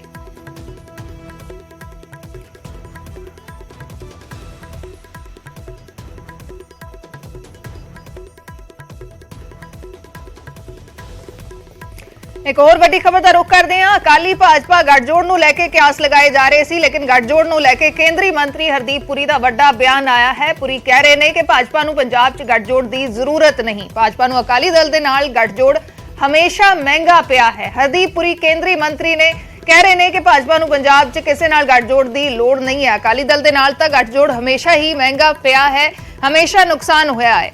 ਹਰਦੀਪ ਪੁਰੀ ਕਹਿ ਰਹੇ ਨੇ ਕਿ ਸਾਨੂੰ ਇਕੱਲੇ ਚੋਣ ਲੜਨ ਦੇ ਨਾਲ ਫਾਇਦਾ ਹੋਇਆ, ਇਕੱਲੇ ਚੋਣ ਲੜ ਕੇ ਅਸੀਂ ਪੈਰਾਂ ਤੇ ਖੜੇ ਹੋਏ ਹਾਂ। ਜਲੰਧਰ ਜ਼ਿਮਨੀ ਚੋਣ ਹੋਈ ਹੈ, ਉਸ ਦੇ ਵਿੱਚ ਬੀਜੇਪੀ ਚੌਥੇ ਨੰਬਰ ਤੇ ਰਹੀ ਹੈ, ਅਕਾਲੀ ਦਲ ਤੀਸਰੇ ਨੰਬਰ ਤੇ ਰਿਹਾ ਹੈ ਤੇ ਕਿਆਸ ਲਾਏ ਜਾਂਦੇ ਰਹੇ ਕਿ ਜੇ ਦੋਵੇਂ ਧਿਰਾਂ ਇਕੱਠੀਆਂ ਹੁੰਦੀਆਂ, ਗੱਠਜੋੜ ਪਹਿਲਾਂ ਦੀ ਤਰ੍ਹਾਂ ਹੁੰਦਾ ਤਾਂ ਸ਼ਾਇਦ ਫਿਰ ਪੂਰੇ ਮੁਕਾਬਲੇ ਦੇ ਵਿੱਚ ਹੁੰਦੇ ਤੇ ਹੋ ਸਕਦਾ ਕਿ ਸੀਟ ਜਿੱਤ ਵੀ ਜਾਂਦੇ, ਜੋ ਡਾਕਟਰ ਦਲਜੀਤ ਚੀਮਾ ਦਾ ਬਿਆਨ ਸੀ। ਇਸ ਗੱਠਜੋੜ ਨੂੰ ਲੈ ਕੇ ਕਿਆਸ ਲਗਾਏ ਜਾਣ ਲੱਗੇ ਸੀ, ਲੇਕਿਨ ਹਰਦੀਪ ਪੁਰੀ ਕਹਿ ਰਹੇ ਨੇ ਕਿ ਭਾਜਪਾ ਕਿਸੇ ਦੇ ਨਾਲ ਗੱਠਜੋੜ ਨਹੀਂ ਕਰੇਗੀ। ਗੱਠਜੋੜ ਅਕਾਲੀ ਦਲ ਦੇ ਨਾਲ ਹਮੇਸ਼ਾ ਹੀ ਮਹਿੰਗਾ ਪਿਆ ਹੈ। नहीं सानू तो बड़ा चंगा पिया कला लड़ना। नहीं मैं तो दस मेरे को मनो 60 बूथ्स की दिती गई। ਜਦੋਂ मैं उत्ते गया साडी पार्टी तो कभी लड़ी नहीं सी ना जलंधर, किसी जमीन ते तो साडी कोई पकड़ सीगी ही नहीं, साडे लोग भी नहीं सीगे।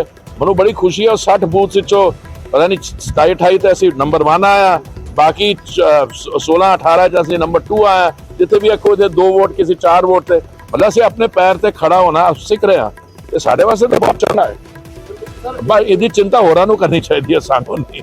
ਸਾਡੇ ਵਾਸਤੇ ਤੇ ਮੈਂ ਤਾਂ ਸ਼ੁਰੂ ਤੋਂ ਕਹਿ ਰਿਹਾ ਕਿ ਜਿਹੜਾ ਗਠਬੰਧਨ ਸੀ ਸਾਨੂੰ ਬੜਾ ਮਹਿੰਗਾ ਪਿਆ ਸੀ, ਹੋਰ ਕੋਈ ਕਾਰਨ ਨਹੀਂ, ਕਿਉਂਕਿ ਗਠਬੰਧਨ ਵਿੱਚ ਅਸੀਂ ਜੂਨੀਅਰ ਪਾਰਟਨਰ ਸੀਗੇ। 117 ਅਗਰ ਅਸੈਂਬਲੀ ਸੀਟਾਂ ਗਈਆਂ ਸੀ, ਸਿਰਫ 23 ਲੜਦੇ ਸੀਗੇ। ਹੁਣ ਅਸੀਂ ਲੜਾਂਗੇ, ਸਾਡਾ ਸੰਗਠਨ ਬਣੇਗਾ, ਸਾਡੀ ਜਿਹੜੀ ਵਿਚਾਰਧਾਰਾ ਹੈਗੀ, ਜਿਹੜਾ ਵਿਕਾਸ ਦਾ ਕੰਮ ਹੈਗਾ ਉਹ ਹੋਏਗਾ। ਮੈਨੂੰ ਪਤਾ ਨਹੀਂ ਤਾਂ ਹਰਦੀਪ ਪੁਰੀ ਕੇਂਦਰੀ ਮੰਤਰੀ, ਉਹਨਾਂ ਦਾ ਇਹ ਪੂਰਾ ਬਿਆਨ ਹੈ। ਗੱਠਜੋੜ ਨੂੰ ਲੈ ਕੇ ਉਹਨਾਂ ਦਾ ਬਿਆਨ ਆਇਆ ਹੈ। ਕਿਆਸ ਲੱਗ ਰਹੀ ਸੀ ਜਲੰਧਰ ਜ਼ਿਮਨੀ ਚੋਣ ਤੋਂ ਬਾਅਦ ਕਿ ਹੋ ਸਕਦਾ ਹੈ ਕਿ ਦੋਵੇਂ ਧਿਰਾਂ ਮੁੜ ਤੋਂ ਇਕੱਠੀਆਂ ਹੋ ਜਾਣ। ਚਰਚਾਵਾਂ ਇਸ ਨੂੰ ਲੈ ਕੇ ਫਿਰ ਤੋਂ ਤੇਜ਼ ਹੋ ਗਈਆਂ ਸੀ ਕਿ ਜੇ ਅਕਾਲੀ ਬੀਜੇਪੀ ਗੱਠਜੋੜ ਪਹਿਲਾਂ ਦੀ ਤਰ੍ਹਾਂ ਹੁੰਦਾ ਤਾਂ ਜਲੰਧਰ ਜ਼ਿਮਨੀ ਚੋਣ ਦੇ ਵਿੱਚ ਇਹ ਦੋਵੇਂ ਧਿਰਾਂ ਆਮ ਆਦਮੀ ਪਾਰਟੀ ਦੇ ਸੁਸ਼ੀਲ ਰਿੰਕੂ ਦੇ ਨਾਲ ਤਗੜਾ ਮੁਕਾਬਲਾ ਕਰਦੀਆਂ। ਸੁਸ਼ੀਲ ਰਿੰਕੂ ਜੋ 58,000 ਵੋਟਾਂ ਦੇ ਨਾਲ ਜਿਨ੍ਹਾਂ ਨੇ ਜਿੱਤ ਹਾਸਲ ਕੀਤੀ ਹੈ ਕਾਂਗਰਸ ਦੇ ਉਮੀਦਵਾਰ ਤੋਂ, ਉਹਨਾਂ ਦੇ ਨਾਲ ਪੂਰਾ ਮੁਕਾਬਲਾ ਹੋਣਾ ਸੀ ਜੇ ਦੋਵੇਂ ਧਿਰਾਂ ਇਕੱਠੀਆਂ ਹੁੰਦੀਆਂ। ਲੇਕਿਨ ਹਰਦੀਪ ਪੁਰੀ ਦਾ ਇਹ ਬਿਆਨ ਆਇਆ ਹੈ ਕਿ ਪੰਜਾਬ 'ਚ ਬੀਜੇਪੀ ਗੱਠਜੋੜ ਨਹੀਂ ਕਰੇਗੀ। ਸਾਨੂੰ ਤਾਂ ਬੜਾ ਚੰਗਾ ਪਿਆ ਕੱਲਾ ਲੜਨਾ। ਨਹੀਂ ਮੈਂ ਤਾਂ ਦੱਸ ਮੇਰੇ ਕੋ ਮਨੋ 60 ਬੂਥਸ ਦੀ ਦਿੱਤੀ ਗਈ। ਜਦੋਂ ਮੈਂ ਉੱਥੇ ਗਿਆ ਸਾਡੀ ਪਾਰਟੀ ਤਾਂ ਕਦੀ ਲੜੀ ਨਹੀਂ ਸੀ ਨਾ ਜਲੰਧਰ, ਕਿਸੇ ਜ਼ਮੀਨ ਤੇ ਤਾਂ ਸਾਡੀ ਕੋਈ ਪਕੜ ਸੀਗੀ ਹੀ ਨਹੀਂ, ਸਾਡੇ ਲੋਕ ਵੀ ਨਹੀਂ ਸੀਗੇ। ਮੈਨੂੰ ਬੜੀ ਖੁਸ਼ੀ ਹੈ 60 ਬੂਥ ਵਿੱਚੋਂ ਪਤਾ ਨਹੀਂ 27-28 ਤੇ ਅਸੀਂ ਨੰਬਰ 1 ਆਇਆ, बाकी 16-18 च असीं नंबर 2 आया, जिथे भी कोई 2 वोट किसी 4 वोट ते मतलब असीं अपने पैर ते खड़ा होना सिख रहे हैं ते साडे वास्ते तो बहुत चंगा है, बस ਇਹਦੀ ਚਿੰਤਾ ਹੋਰਾਂ ਨੂੰ ਕਰਨੀ ਚਾਹੀਦੀ ਹੈ, ਸਾਨੂੰ ਨਹੀਂ। ਸਾਡੇ ਵਾਸਤੇ ਤੇ ਮੈਂ ਤਾਂ ਸ਼ੁਰੂ ਤੋਂ ਕਹਿ ਰਿਹਾ ਕਿ ਜਿਹੜਾ ਗਠਬੰਧਨ ਸੀ ਸਾਨੂੰ ਬੜਾ ਮਹਿੰਗਾ ਪਿਆ ਸੀ, ਹੋਰ ਕੋਈ ਕਾਰਨ ਨਹੀਂ, ਕਿਉਂਕਿ ਗਠਬੰਧਨ ਵਿੱਚ ਅਸੀਂ ਜੂਨੀਅਰ ਪਾਰਟਨਰ ਸੀਗੇ। 117 ਅਗਰ ਅਸੈਂਬਲੀ ਸੀਟਾਂ ਗਈਆਂ ਸੀ, ਸਿਰਫ 23 ਲੜਦੇ ਸੀਗੇ। ਹੁਣ ਅਸੀਂ ਲੜਾਂਗੇ, ਸਾਡਾ ਸੰਗਠਨ ਬਣੇਗਾ, ਸਾਡੀ ਜਿਹੜੀ ਵਿਚਾਰਧਾਰਾ ਹੈਗੀ, ਜਿਹੜਾ ਵਿਕਾਸ ਦਾ ਕੰਮ ਹੈਗਾ ਉਹ ਹੋਏਗਾ। ਤੇ ਹਰਦੀਪ ਪੁਰੀ ਦਾ ਬਿਆਨ ਹੈ। ਕੇਂਦਰੀ ਮੰਤਰੀ ਨੇ ਕਹਿ ਰਹੇ ਨੇ ਕਿ ਬੀਜੇਪੀ ਨੂੰ ਅਕਾਲੀ ਦਲ ਦੇ ਨਾਲ ਗੱਠਜੋੜ ਤਾਂ ਹਮੇਸ਼ਾ ਮਹਿੰਗਾ ਹੀ ਪਿਆ ਹੈ। ਅਕਾਲੀ ਦਲ ਦੇ ਆਗੂ ਅਰਸ਼ਦੀਪ ਕਲੇਰ ਫੋਨ ਲਾਈਨ ਤੇ ਜੁੜੇ ਨੇ। ਅਰਸ਼ਦੀਪ ਜੀ, ਸਵਾਗਤ ਹੈ ਨਿਊਜ਼ 18 ਪੰਜਾਬ ਤੇ। ਜ਼ਿਮਨੀ ਚੋਣ ਤੋਂ ਬਾਅਦ ਕਿਤੇ ਨਾ ਕਿਤੇ ਚਰਚਾਵਾਂ ਸੀ ਜਾਂ ਕਿਆਸ ਲਗਾਏ ਜਾ ਰਹੇ ਸੀ ਕਿ ਬੀਜੇਪੀ ਅਕਾਲੀ ਦਲ ਫਿਰ ਤੋਂ ਇਕੱਠੇ ਹੋ ਸਕਦੇ ਨੇ, ਕਿਉਂਕਿ ਜੋ ਵੋਟ ਸ਼ੇਅਰ ਦੋਵਾਂ ਪਾਰਟੀਆਂ ਦਾ ਰਿਹਾ ਉਹ ਆਮ ਆਦਮੀ ਪਾਰਟੀ ਦੇ ਉਮੀਦਵਾਰ ਨੂੰ ਟੱਕਰ ਦੇਣ ਦੇ ਲਈ ਸੀ। ਡਾਕਟਰ ਦਲਜੀਤ ਚੀਮਾ ਨੇ ਵੀ ਇਹ ਬਿਆਨ ਦਿੱਤਾ ਕਿ ਜੇ ਇਕੱਠੇ ਹੁੰਦੇ ਤਾਂ ਸ਼ਾਇਦ ਜਿੱਤ ਵੀ ਜਾਂਦੇ। ਹਰਦੀਪ ਪੁਰੀ ਕੇਂਦਰੀ ਮੰਤਰੀ ਬਿਆਨ ਦੇ ਰਹੇ ਨੇ ਕਿ ਅਕਾਲੀ ਦਲ ਦੇ ਨਾਲ ਬੀਜੇਪੀ ਨੂੰ ਗੱਠਜੋੜ ਹਮੇਸ਼ਾ ਮਹਿੰਗਾ ਪਿਆ। 117 ਸੀਟਾਂ ਚੋਂ ਬੀਜੇਪੀ 23 ਸੀਟਾਂ ਤੇ ਚੋਣ ਲੜਦੀ ਸੀ ਤੇ ਇਹ ਉਹਨਾਂ ਦਾ ਬਿਆਨ ਹੈ। ਉਹਨਾਂ ਨੇ ਕਿਹਾ ਕਿ ਅਸੀਂ ਆਪਣੇ ਪੈਰਾਂ ਤੇ ਖੜਾ ਹੋਣਾ ਸਿੱਖਿਆ। ਜਲੰਧਰ ਦੇ ਵਿੱਚ ਜੋ ਨਤੀਜਾ ਆਇਆ ਹੈ ਜਾਂ ਭਾਜਪਾ ਦਾ ਜੋ ਵੋਟ ਸ਼ੇਅਰ ਹੈ ਉਸ ਤੋਂ ਕਾਫੀ ਖੁਸ਼ ਨਜ਼ਰ ਆ ਰਹੇ ਨੇ, ਕੀ ਕਹਿਣਾ ਚਾਹੋਗੇ? ਬੜੇ ਸਪਸ਼ਟ ਤੌਰ ਤੇ ਅਸਦੀਪ, ਮੈਂ ਤਾਂ ਪਹਿਲਾਂ ਡਾਕਟਰ ਦਲਜੀਤ ਚੀਮਾ ਜੀ ਦਾ ਬਿਆਨ ਕੋਟ ਕਰ ਦਿੰਦਾ। ਡਾਕਟਰ ਦਲਜੀਤ ਚੀਮਾ ਜੀ ਨੇ ਕਦੇ ਵੀ ਇਹ ਬਿਆਨ ਨਹੀਂ ਦਿੱਤਾ ਕਿ ਅਗਰ ਸਾਡਾ ਗਠਬੰਧਨ ਹੁੰਦਾ ਤਾਂ ਅਸੀਂ ਜਿੱਤ ਜਾਂਦੇ। ਉਹਨਾਂ ਨੂੰ ਇੱਕ ਸਪੈਸੀਫਿਕ ਕੁਐਸਚਨ ਪੁੱਛਿਆ ਸੀਗਾ ਤੁਹਾਡੇ ਰਿਪੋਰਟਰ ਵੱਲੋਂ ਕਿ ਅਗਰ ਇਹ ਦੋਨਾਂ ਨੂੰ ਕੰਬਾਈਨ ਕਰ ਲਈਏ ਤਾਂ ਰਿਜ਼ਲਟ ਕੁਝ ਹੋਰ ਹੋਣਾ ਸੀ। ਉਹ ਕਹਿੰਦੇ ਹਾਂ ਠੀਕ ਹੈ, ਅਗਰ ਤੁਸੀਂ ਹੁਣ ਆંકੜੇ ਕੰਬਾਈਨ ਕਰ ਲਓਗੇ ਤਾਂ ਰਿਜ਼ਲਟ ਵਾਕਈ ਕੁਝ ਹੋਰ ਹੋਣਾ ਸੀ। ਸੋ ਇਹਦਾ ਮਤਲਬ ਇਹ ਨਹੀਂ ਕਿ ਡਾਕਟਰ ਚੀਮਾ ਕਹਿ ਰਹੇ ਸੀ ਕਿ ਗਠਬੰਧਨ ਹੋਣਾ ਚਾਹੀਦਾ। ਔਰ ਦੂਸਰੀ ਗੱਲ ਮੈਨੂੰ ਨਹੀਂ ਸਮਝ ਆਉਂਦੀ ਕਿ ਹਰਦੀਪ ਪੁਰੀ ਸਾਹਿਬ ਨੇ ਅੱਜ ਕਿੱਥੋਂ ਦੁਬਾਰਾ ਛੇੜੀ ਗੱਲ ਕਿ ਜੀ ਅਸੀਂ ਗਠਬੰਧਨ ਕਰਨਾ ਨਹੀਂ ਚਾਹੁੰਦੇ। ਸ਼੍ਰੋਮਣੀ ਅਕਾਲੀ ਦਲ ਨੇ ਤਾਂ ਕੋਈ ਬੀਜੇਪੀ ਤੱਕ ਪਹੁੰਚ ਨਹੀਂ ਕੀਤੀ। ਸ਼੍ਰੋਮਣੀ ਅਕਾਲੀ ਦਲ ਨੇ ਤਾਂ ਕਦੇ ਨਹੀਂ ਕਿਹਾ ਕਿ ਸਾਡੇ ਨਾਲ ਛੇਤੀ ਆ ਕੇ ਗਠਬੰਧਨ ਕਰੋ। ਸੋ ਆਪਣੇ ਆਪ ਹੀ ਆਪਾਂ ਬਾਰ-ਬਾਰ ਉਹ ਚੀਜ਼ ਨੂੰ ਦੁਹਰਾਈ ਜਾਈਏ। ਹਰਦੀਪ ਪੁਰੀ ਸਾਹਿਬ ਮੇਰਾ ਦੂਜਾ ਤੀਜਾ ਬਿਆਨ ਦੇ ਚੁੱਕੇ ਨੇ। ਸੋ ਮੈਨੂੰ ਲੱਗਦਾ ਹੈ ਕਿ ਠੀਕ ਹੈ ਭਾਰਤੀ ਜਨਤਾ ਪਾਰਟੀ ਆਪਣੇ ਲੈਵਲ ਤੇ ਚੋਣਾਂ ਲੜ ਰਹੀ ਹੈ ਤੇ ਲੜੇ, ਸਾਨੂੰ ਜੀ। ਕੀ ਦਿੱਕਤ ਹੈ? ਨਾ ਤਾਂ ਅਸੀਂ ਉਹਨਾਂ ਦੇ ਕੋਈ ਚੱਲ ਕੇ ਗਏ ਆ ਕਿ ਸਾਡੇ ਨਾਲ ਗਠਬੰਧਨ ਕਰ ਲਓ, ਨਾ ਹੀ ਗਠਬੰਧਨ ਬਾਰੇ ਕੋਈ ਚਰਚਾ ਹੋਈ ਹੈ, ਨਾ ਹੀ ਕਿਸੇ ਲੈਵਲ ਤੇ ਕੋਈ ਗੱਲ ਹੋਈ ਹੈ। ਸੋ ਐਸੇ ਬਿਆਨ ਹਰਦੀਪ ਪੁਰੀ ਸਾਹਿਬ ਕਿਉਂ ਦੇ ਰਹੇ ਨੇ, ਹਰਦੀਪ ਪੁਰੀ ਸਾਹਿਬ ਬਿਹਤਰ ਦੱਸ ਸਕਦੇ ਨੇ। ਬਾਕੀ ਜਲੰਧਰ ਦੇ ਵਿੱਚ ਜੋ ਨਤੀਜੇ ਆਏ ਨੇ, ਸ਼੍ਰੋਮਣੀ ਅਕਾਲੀ ਦਲ ਨੇ ਉੱਥੇ ਬਹੁਤ ਤਕੜੇ ਹੋ ਕੇ ਲੜਾਈ ਲੜੀ ਹੈ। ਹਾਲਾਂਕਿ ਐਡੀ ਵਿਪਤਾ ਦਾ ਸਮਾਂ ਜਦੋਂ ਸਰਦਾਰ ਪ੍ਰਕਾਸ਼ ਸਿੰਘ ਜੀ ਬਾਦਲ ਸਾਨੂੰ ਸਦੀਵੀ ਵਿਛੋੜਾ ਦੇ ਗਏ ਔਰ 10 ਦਿਨ ਪਾਰਟੀ ਕੰਪੇਨ ਹੀ ਨਾ ਕਰ ਸਕੇ, ਉਹਦੇ ਬਾਵਜੂਦ ਦੋ ਸਰਕਾਰਾਂ ਦੇ ਖਿਲਾਫ ਲੜਾਈ ਲੜ ਕੇ ਇੱਕ ਮੌਜੂਦਾ ਸਰਕਾਰ ਕਾਂਗਰਸ ਦਾ ਗੜ ਹੋਵੇ, ਬੀਜੇਪੀ ਦੀ ਕੇਂਦਰ ਦੇ ਵਿੱਚ ਸਰਕਾਰ, ਫਿਰ ਵੀ ਸ਼੍ਰੋਮਣੀ ਅਕਾਲੀ ਦਲ ਤੀਜੇ ਨੰਬਰ ਤੇ 1,58,000 ਵੋਟਾਂ ਲਵੇ, ਤਾਂ ਮੈਨੂੰ ਲੱਗਦਾ ਹੈ ਕਿ ਬਹੁਤ ਵਧੀਆ ਪਰਫਾਰਮ ਕੀਤਾ। ਜਿਹੜੀਆਂ ਜੋ ਹਰਦੀਪ ਪੁਰੀ ਕਹਿ ਰਹੇ ਨੇ ਕਿ ਅਕਾਲੀ ਦਲ ਦੇ ਨਾਲ ਗੱਠਜੋੜ ਮਹਿੰਗਾ ਪਿਆ ਹੈ, ਇਸ ਤੇ ਕੀ ਕਹਿਣਾ ਚਾਹੋਗੇ? ਸਾਡੇ ਨਾਲ ਸੁਭਾਸ਼ ਸ਼ਰਮਾ ਵੀ ਜੁੜ ਚੁੱਕੇ ਨੇ ਬੀਜੇਪੀ ਤੋਂ, ਉਹਨਾਂ ਦਾ ਵੀ ਰੁਖ ਕਰਾਂਗੇ, ਲੇਕਿਨ ਇਸ ਨੂੰ ਲੈ ਕੇ ਕੀ ਕਹੋਗੇ ਅਰਸ਼ਦੀਪ ਜੀ? ਨਹੀਂ, ਇਹ ਤਾਂ ਹਰਦੀਪ ਪੁਰੀ ਸਾਹਿਬ ਹੀ ਦੱਸ ਸਕਦੇ ਨੇ ਕਿ ਜਿਸ ਸਮੇਂ ਦੀ ਉਹ ਗੱਲਾਂ ਕਰ ਰਹੇ ਨੇ, ਗੱਠਜੋੜ ਦੀਆਂ ਗੱਲਾਂ ਕਰ ਰਹੇ ਨੇ, ਹਾਲਾਂਕਿ ਮਹਿੰਗਾ ਪਿਆ ਸਸਤਾ ਪਿਆ ਇਹ ਤਾਂ ਬੀਜੇਪੀ ਬਿਹਤਰ ਦੱਸ ਸਕਦੀ ਹੈ। ਸ਼੍ਰੋਮਣੀ ਅਕਾਲੀ ਦਲ ਨੇ ਹਮੇਸ਼ਾ ਇਹ ਗੱਲ ਕਹੀ ਕਿ ਜਿਹੜਾ ਬੀਜੇਪੀ ਦੇ ਨਾਲ ਗੱਠਜੋੜ ਸੀ ਉਹਦੇ ਨਾਲ ਅਸੀਂ ਪੰਜਾਬ ਦੇ ਵਿੱਚ ਪੰਜਾਬ ਦੀ ਡਿਵੈਲਪਮੈਂਟ ਹੋਈ ਹੈ। 2007 ਤੋਂ 17 ਇਹ ਭਾਈਵਾਲ ਰਹੇ ਨੇ, ਪੰਜਾਬ ਦੀ ਡਿਵੈਲਪਮੈਂਟ ਦੀ ਵੀ ਗੱਲ ਹੋਈ ਹੈ। ਸੋ ਬਹੁਤ ਸਾਰੇ ਮੁੱਦੇ ਸੀ ਜਿਹੜੇ ਕੇਂਦਰ ਤੇ, ਉਹ ਵੀ ਸ਼੍ਰੋਮਣੀ ਅਕਾਲੀ ਦਲ ਨੇ ਭਾਈਵਾਲੀ ਦੇ ਵਿੱਚ ਸੁਲਝਾਏ ਨੇ। ਸੋ ਮਹਿੰਗਾ ਸਸਤਾ ਇਹ ਜਿਹੜੀ ਟਰਮੀਨੋਲੋਜੀ ਹਰਦੀਪ ਪੁਰੀ ਸਾਹਿਬ ਕੱਢ ਕੇ ਲਿਆਏ ਨੇ, ਇਹ ਹਰਦੀਪ ਪੁਰੀ ਸਾਹਿਬ ਹੀ ਬਿਹਤਰ ਦੱਸ ਸਕਦੇ ਨੇ। ਮੈਂ ਤਾਂ ਇੱਥੇ ਕੀ ਕਮੈਂਟ ਕਰਾਂ ਜੀ। ਸੁਭਾਸ਼ ਸ਼ਰਮਾ ਜੀ ਸਾਡੇ ਨਾਲ ਜੁੜੇ ਹੋਏ ਨੇ ਬੀਜੇਪੀ ਤੋਂ। ਸੁਭਾਸ਼ ਜੀ, ਬਿਆਨ ਆਇਆ ਹੈ ਕੇਂਦਰੀ ਮੰਤਰੀ ਹਰਦੀਪ ਪੁਰੀ ਦਾ, ਜੋ ਕਹਿ ਰਹੇ ਨੇ ਕਿ ਅਕਾਲੀ ਦਲ ਦੇ ਨਾਲ ਗੱਠਜੋੜ ਬੀਜੇਪੀ ਨੂੰ ਹਮੇਸ਼ਾ ਮਹਿੰਗਾ ਪਿਆ। 117 ਸੀਟਾਂ ਚੋਂ 23 ਤੇ ਭਾਜਪਾ ਚੋਣ ਲੜਦੀ ਸੀ, ਅਸੀਂ ਤਾਂ ਆਪਣੇ ਦਮ ਤੇ ਕਦੇ ਜਲੰਧਰ 'ਚ ਚੋਣ ਲੜੀ ਨਹੀਂ ਸੀ, ਸਗੋਂ ਉਹ ਜੋ ਜਲੰਧਰ ਦੇ ਵਿੱਚ ਨਤੀਜਾ ਆਇਆ ਉਸ ਤੋਂ ਖੁਸ਼ ਨਜ਼ਰ ਆ ਰਹੇ ਨੇ ਕਿ ਬਹੁਤ ਸਾਰੇ ਬੂਥਾਂ ਤੇ ਬੀਜੇਪੀ ਟੌਪ ਤੇ ਰਹੀ ਹੈ। ਨਹੀਂ, ਨਿਸ਼ਚਿਤ ਰੂਪ ਨਾਲ ਜਲੰਧਰ ਤੇ ਜਿਹੜਾ ਨਤੀਜਾ ਆਇਆ ਹੈ, ਪਾਰਟੀ ਦਾ ਵੋਟ ਬੈਂਕ ਵੀ ਵਧਿਆ ਹੈ। ਅਸੀਂ ਪਹਿਲੀ ਵਾਰੀ ਲੋਕ ਸਭਾ ਦੀ ਚੋਣ ਲੜ ਰਹੇ ਸੀ ਜਲੰਧਰ 'ਚ, ਉਸ ਹਿਸਾਬ ਨਾਲ ਦੇਖੀਏ ਤੇ ਪਾਰਟੀ ਨੇ ਸਾਰੇ ਬੂਥਾਂ ਤੇ ਕੈਂਪੇਨ ਕੀਤੀ, ਸਾਰੇ ਬੂਥਾਂ ਤੇ ਪਾਰਟੀ ਨੇ ਬੂਥ ਲਗਾਏ ਔਰ ਪਾਰਟੀ ਨੂੰ ਹਰ ਬੂਥ ਤੋਂ ਵੋਟ ਵੀ ਮਿਲਿਆ ਹੈ। ਇਵਨ ਦਿਹਾਤੀ ਖੇਤਰਾਂ 'ਚੋਂ ਵੀ ਪਾਰਟੀ ਨੂੰ ਵੋਟ ਮਿਲਿਆ ਹੈ ਔਰ ਸਾਡਾ ਵੋਟ ਪਰਸੈਂਟ 4% ਦੇ ਲਗਭਗ ਪਿਛਲੇ ਸਾਲ ਤੋਂ 2022 ਦੀਆਂ ਜਿਹੜੀਆਂ ਵਿਧਾਨ ਸਭਾ ਚੋਣਾਂ ਸੀ ਉਹਦੇ ਸਾਨੂੰ 11% ਦੀ ਵੋਟ ਮਿਲਿਆ ਸੀ ਇਹਨਾਂ 9 ਸੀਟਾਂ ਤੇ, 9 ਵਿਧਾਨ ਸਭਾਵਾਂ ਤੇ। ਇਸ ਵਾਰ ਸਾਨੂੰ 15% ਤੋਂ ਉੱਪਰ ਵੋਟ ਮਿਲਿਆ ਹੈ ਔਰ 2 ਵਿਧਾਨ ਸਭਾ ਸੀਟਾਂ 'ਚ ਅਸੀਂ ਨੰਬਰ 1 ਵੀ ਰਹੇ ਹਾਂ, ਜਲੰਧਰ ਸੈਂਟਰ ਔਰ ਜਲੰਧਰ ਨਾਰਥ 'ਚ। ਬਾਕੀ ਸਭ ਆਮ ਆਦਮੀ ਪਾਰਟੀ ਅੱਗੇ ਰਹੀ ਹੈ। ਸੋ ਇਸ ਲਿਹਾਜ਼ ਨਾਲ ਅਗਰ ਅਸੀਂ ਦੇਖਦੇ ਹਾਂ ਤੇ ਸੰਤੋਸ਼ਜਨਕ ਹੈ। ਹਾਲਾਂਕਿ ਸਾਨੂੰ ਅਕਾਲੀ ਦਲ ਦੇ ਨਾਲ ਗੱਠਜੋੜ ਮਹਿੰਗਾ ਪਿਆ ਬੀਜੇਪੀ ਨੂੰ, ਦੀ ਉਮੀਦ ਸੀ, ਪਰ ਤਾਂ ਵੀ ਇਹ ਨਤੀਜਾ ਸੰਤੋਸ਼ਜਨਕ ਹੈ ਔਰ ਸਾਨੂੰ ਲੱਗਦਾ ਹੈ ਕਿ ਪਾਰਟੀ ਦੀ ਸਵੀਕਾਰਤਾ, ਪਾਰਟੀ ਦੀ ਐਕਸੈਪਟੈਂਸ ਜਿਹੜੀ ਹੈ ਉਹ ਅਕ੍ਰੋਸ ਦੀ ਕਾਸਟ ਕਮਿਊਨਿਟੀ ਜਿਓਗ੍ਰਾਫੀਕਲ ਏਰੀਆਜ਼ ਵੱਧ ਰਹੀ ਹੈ, ਪਿੰਡੂ ਖੇਤਰਾਂ 'ਚ ਵੀ ਵੱਧ ਰਹੀ ਹੈ। ਤੇ ਸਾਨੂੰ ਇਸ ਗੱਲ ਦੀ ਤਸੱਲੀ ਹੈ ਔਰ ਪਾਰਟੀ ਹੌਲੀ ਹੌਲੀ ਜਿਹੜੀ ਹੈ ਆਪਣੇ ਕਦਮ ਪੰਜਾਬ 'ਚ ਵਧਾ ਵੀ ਰਹੀ ਹੈ। ਜਦੋਂ ਤੱਕ ਗੱਠਜੋੜ ਦੀ ਗੱਲ ਹੈ, ਦੇਖੋ ਅਸੀਂ ਤਾਂ ਬਹੁਤ ਲੰਬਾ ਸਮਾਂ ਗੱਠਜੋੜ 'ਚ ਰਹੇ ਹਾਂ ਔਰ ਅਸੀਂ ਗੱਠਜੋੜ ਦਾ ਧਰਮ ਵੀ ਹਮੇਸ਼ਾ ਨਿਭਾਇਆ ਹੈ, ਲੇਕਿਨ ਅਕਾਲੀ ਦਲ ਨੇ ਉਹ ਗੱਠਜੋੜ ਛੱਡਿਆ। ਸੋ ਉਹਨਾਂ ਨੂੰ ਮੁਬਾਰਕ ਹੈ, ਉਹਨਾਂ ਦਾ ਆਪਣਾ ਅਲੱਗ ਰਸਤਾ ਉਹਨਾਂ ਨੇ ਲਿਆ। ਹਰੇਕ ਪਾਰਟੀ ਨੂੰ ਅਧਿਕਾਰ ਹੈ, ਅਸੀਂ ਆਪਣਾ ਅਲੱਗ ਰਸਤਾ ਲਿਆ। ਕੋਈ ਚਰਚਾ ਹੁੰਦੀ ਹੈ ਇਸ ਨੂੰ ਲੈ ਕੇ? ਕਿਉਂਕਿ ਸੁਰਜੀਤ ਜਿਆਣੀ ਪਿਛਲੇ ਦਿਨੀ ਇਹ ਬਿਆਨ ਦੇ ਰਹੇ ਸੀ ਕਿ ਦੁਬਾਰਾ ਹੋ ਜਾਣਾ ਚਾਹੀਦਾ। ਨਹੀਂ, ਮੈਨੂੰ ਨਹੀਂ ਪਤਾ ਸੁਰਜੀਤ ਜੈਨ ਜੀ ਨੇ ਕੀ ਬਿਆਨ ਦਿੱਤਾ। ਪਾਰਟੀ ਦੀ ਬਹੁਤ, ਪੰਜਾਬ ਦੀ ਵੀ ਔਰ ਕੇਂਦਰ ਦੀ ਵੀ ਬੜੀ ਸਪਸ਼ਟ ਔਰ ਬੜੀ ਦ੍ਰਿੜ ਸੋਚ ਹੈ ਕਿ ਹੁਣ ਭਾਰਤੀ ਜਨਤਾ ਪਾਰਟੀ ਨੂੰ ਆਪਣੇ ਦਮ ਤੇ ਪੰਜਾਬ 'ਚ ਸਿਆਸਤ ਕਰਨੀ ਹੈ, ਆਪਣੇ ਦਮ ਤੇ ਪੈਰ ਪਸਾਰਨੇ ਆ ਔਰ ਇਸੇ ਕਰਕੇ ਅਸੀਂ ਪਾਰਟੀ ਦੇ ਆਰਗੇਨਾਈਜੇਸ਼ਨਲ ਜਿਹੜੀ ਸਾਡੀ ਸਟਰਕਚਰ ਹੈ ਉਹਨੂੰ ਵੀ ਐਕਸਪੈਂਡ ਕਰ ਰਹੇ ਹਾਂ। ਬਹੁਤ ਵੱਡੀ ਗਿਣਤੀ 'ਚ ਨਵੇਂ ਨੇਤਾ ਵੀ ਪਾਰਟੀ 'ਚ ਹਰ ਖੇਤਰ 'ਚ, ਮਾਝੇ 'ਚ, ਮਾਲਵੇ 'ਚ, ਦੁਆਬੇ 'ਚ, ਸ਼ਹਿਰਾਂ 'ਚ, ਕਸਬਿਆਂ 'ਚ, ਪਿੰਡਾਂ 'ਚ ਸਾਰੇ ਭਾਈਚਾਰਿਆਂ ਦੇ ਲੋਕ ਉਹ ਪਾਰਟੀ ਸ਼ਾਮਿਲ ਹੋ ਰਹੇ ਆ ਔਰ ਪਾਰਟੀ ਬੜੇ ਮਜ਼ਬੂਤ ਔਰ ਦ੍ਰਿੜ ਇਰਾਦੇ ਨਾਲ ਪਾਰਟੀ ਅੱਗੇ ਵਧ ਰਹੀ ਹੈ। ਗੱਠਜੋੜ ਦਾ ਅਕਾਲੀ ਦਲ ਬਾਦਲ ਨਾਲ ਕੋਈ ਸਵਾਲ ਦੂਰ ਤੱਕ ਹੁਣ ਨਹੀਂ ਹੈ। ਪਾਰਟੀ ਆਪਣੇ ਦਮ ਤੇ ਹੀ 24 ਦਾ ਇਲੈਕਸ਼ਨ ਵੀ ਲੜੇਗੀ ਔਰ 27 ਦੀ ਵਿਧਾਨ ਸਭਾ ਵੀ। ਸਿਆਸਤ 'ਚ ਕਹਿੰਦੇ ਨੇ ਕਿ ਕਦੇ ਨਹੀਂ ਕਹਿਣਾ ਚਾਹੀਦਾ। ਸੁਭਾਸ਼ ਜੀ, ਜਲੰਧਰ ਜ਼ਿਮਨੀ ਚੋਣ ਤੋਂ ਬਾਅਦ ਚਰਚਾ ਤਾਂ ਹੋਈ ਹੋਏਗੀ ਕਿ ਜੇ ਇਕੱਠੇ ਹੁੰਦੇ ਤਾਂ ਇਹ ਜਿਹੜਾ ਕਾਊਂਟ ਹੈ, ਵੋਟ ਕਾਊਂਟ ਤਾਂ ਇੰਨਾ ਸੀ ਤੇ ਬਰਾਬਰ ਆਮ ਆਦਮੀ ਪਾਰਟੀ ਤੇ ਹੋਣਾ ਸੀ। ਅਸੀਂ ਪਾਰਟੀ 'ਚ ਬਹੁਤ ਸੋਚ ਵਿਚਾਰ ਕਰਕੇ ਇਹ ਫੈਸਲਾ ਕੀਤਾ ਹੈ ਕਿ ਹੁਣ ਅਸੀਂ ਇਕੱਲੇ ਅੱਗੇ ਵਧਣਾ ਹੈ ਔਰ ਸਾਨੂੰ ਇਹ ਪਤਾ ਹੈ ਕਿ ਸਾਡਾ ਅੱਗੇ ਰਸਤਾ ਕਿਸ ਪ੍ਰਕਾਰ ਨਾਲ ਹੈ ਔਰ ਕਿਵੇਂ ਅਸੀਂ ਆਪਣੀਆਂ ਵੋਟਾਂ ਨੂੰ ਵਧਾਉਣਾ ਹੈ। ਅਗਰ ਅਸੀਂ 1 ਲੱਖ ਜੀ ਸੰਪਰਕ ਲੱਗਦਾ ਟੁੱਟ ਗਿਆ। ਫਿਲਹਾਲ ਸ਼ੁਕਰੀਆ ਸੁਭਾਸ਼ ਜੀ ਜੁੜਨ ਦੇ ਲਈ। ਅਰਸ਼ਦੀਪ ਕਲੇਰ ਜੀ ਤੁਹਾਡਾ ਵੀ ਸ਼ੁਕਰੀਆ। ਸੁਭਾਸ਼ ਸ਼ਰਮਾ ਕਹਿ ਰਹੇ ਨੇ ਕਿ ਸਵਾਲ ਹੀ ਨਹੀਂ ਪੈਦਾ ਹੁੰਦਾ ਅਕਾਲੀ ਦਲ ਦੇ ਨਾਲ ਮੁੜ ਤੋਂ ਗੱਠਜੋੜ ਕਰਨ ਦਾ। ਅਕਾਲੀ ਦਲ ਨੇ ਗੱਠਜੋੜ ਛੱਡਿਆ ਸੀ, ਹਾਲਾਂਕਿ ਸਿਆਸਤ ਦੇ ਵਿੱਚ ਕੁਝ ਵੀ ਪੋਸੀਬਲ ਹੋ ਸਕਦਾ ਹੈ।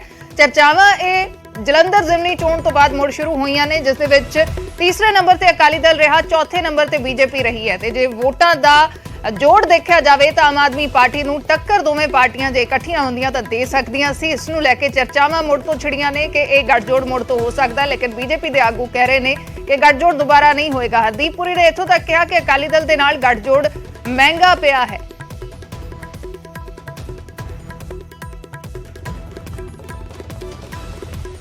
ਇੱਕ ਹੋਰ ਵੱਡੀ ਖਬਰ ਦਾ ਰੁਖ ਕਰਦੇ ਹਾਂ। ਜਲੰਧਰ ਜਿੱਤ ਤੋਂ ਬਾਅਦ ਮੁੱਖ ਮੰਤਰੀ ਨੇ ਵਿਰੋਧੀਆਂ ਤੇ ਤਿੱਖਾ ਨਿਸ਼ਾਨਾ ਸਾਧਿਆ ਹੈ। ਮੁੱਖ ਮੰਤਰੀ ਭਗਵੰਤ ਮਾਨ ਨੇ ਕਿਹਾ ਕਿ ਜਲੰਧਰ ਦੇ ਲੋਕਾਂ ਨੇ ਬਟਨ ਇੱਕ ਦੱਬਿਆ ਲੇਕਿਨ ਮੂੰਹ ਕਈ ਬੰਦ ਕਰ ਦਿੱਤੇ। ਜਲੰਧਰ ਦੇ ਵਿੱਚ ਵੋਟਾਂ ਸਿਰਫ ਵਿਕਾਸ ਦੇ ਨਾਂ ਤੇ ਪਈਆਂ ਨੇ। ਇਹ ਵੀ ਮੁੱਖ ਮੰਤਰੀ ਕਹਿੰਦੇ ਨਜ਼ਰ ਆਏ ਕਿ ਅਸੀਂ ਜਾਤ-ਪਾਤ ਦੇ ਨਾਂ ਤੇ ਵੋਟਾਂ ਨਹੀਂ ਮੰਗਦੇ, ਅਸੀਂ ਵਿਕਾਸ ਦੇ ਨਾਮ ਤੇ ਪੰਜਾਬ ਦੇ ਨਾਂ ਤੇ ਵੋਟ ਮੰਗੀ ਸੀ ਤੇ ਲੋਕਾਂ ਨੇ ਆਮ ਆਦਮੀ ਪਾਰਟੀ ਨੂੰ ਵੋਟ ਪਾਈ ਹੈ। ਲੋਕਾਂ ਨੇ ਝਾੜੂ ਵਾਲਾ ਬਟਨ ਦੱਬ ਕੇ ਵਿਕਾਸ ਦੇ ਬਟਨ ਦੱਬਣ ਜੋਗਾ ਕੀਤਾ ਹੈ। ਮੁੱਖ ਮੰਤਰੀ ਨੇ ਕਿਹਾ ਕਿ ਦੂਜੀਆਂ ਪਾਰਟੀਆਂ ਇੱਕ ਦੂਸਰੇ ਦੀਆਂ ਲੱਤਾਂ ਖਿੱਚ ਰਹੀਆਂ ਨੇ। ਮੇਰੀ ਆਲੋਚਨਾ ਦਾ ਜਵਾਬ ਜਲੰਧਰ ਦੇ ਵੋਟਰਾਂ ਨੇ ਦੇ ਦਿੱਤਾ। ਨੈਗੇਟਿਵ ਪ੍ਰਚਾਰ ਨੂੰ ਲੋਕ ਪਸੰਦ ਨਹੀਂ ਕਰਦੇ। ਮੁੱਖ ਮੰਤਰੀ ਨੇ ਇਹ ਵੀ ਕਿਹਾ ਕਿ ਬੀਜੇਪੀ ਦੀ ਜ਼ਮਾਨਤ ਜ਼ਬਤ ਹੋ ਗਈ ਹੈ ਪਰ ਹਾਰ ਨਹੀਂ ਮੰਨਦੇ। ਸਾਰੇ ਵਿਰੋਧੀ ਇਕੱਠੇ ਹੋ ਕੇ ਵੀ ਆਮ ਆਦਮੀ ਪਾਰਟੀ ਤੋਂ ਹਾਰਨਗੇ। ਮੁੱਖ ਮੰਤਰੀ ਨੇ ਕਿਹਾ ਕਿ ਮੈਂ ਆਪ ਜਵਾਬ ਨਹੀਂ ਦਿੰਦਾ, ਲੋਕਾਂ ਨੇ ਜਵਾਬ ਦੇ ਦਿੱਤਾ ਹੈ। ਲੋਕ ਵੋਟ ਬੈਂਕ ਨਹੀਂ, ਲੋਕ ਕੰਮ ਦੇਖ ਕੇ ਵੋਟ ਪਾਉਂਦੇ ਨੇ। ਕੰਮ ਕਰੋਗੇ ਤਾਂ ਲੋਕ ਆਪਣੇ ਆਪ ਵੋਟ ਪਾਉਣਗੇ।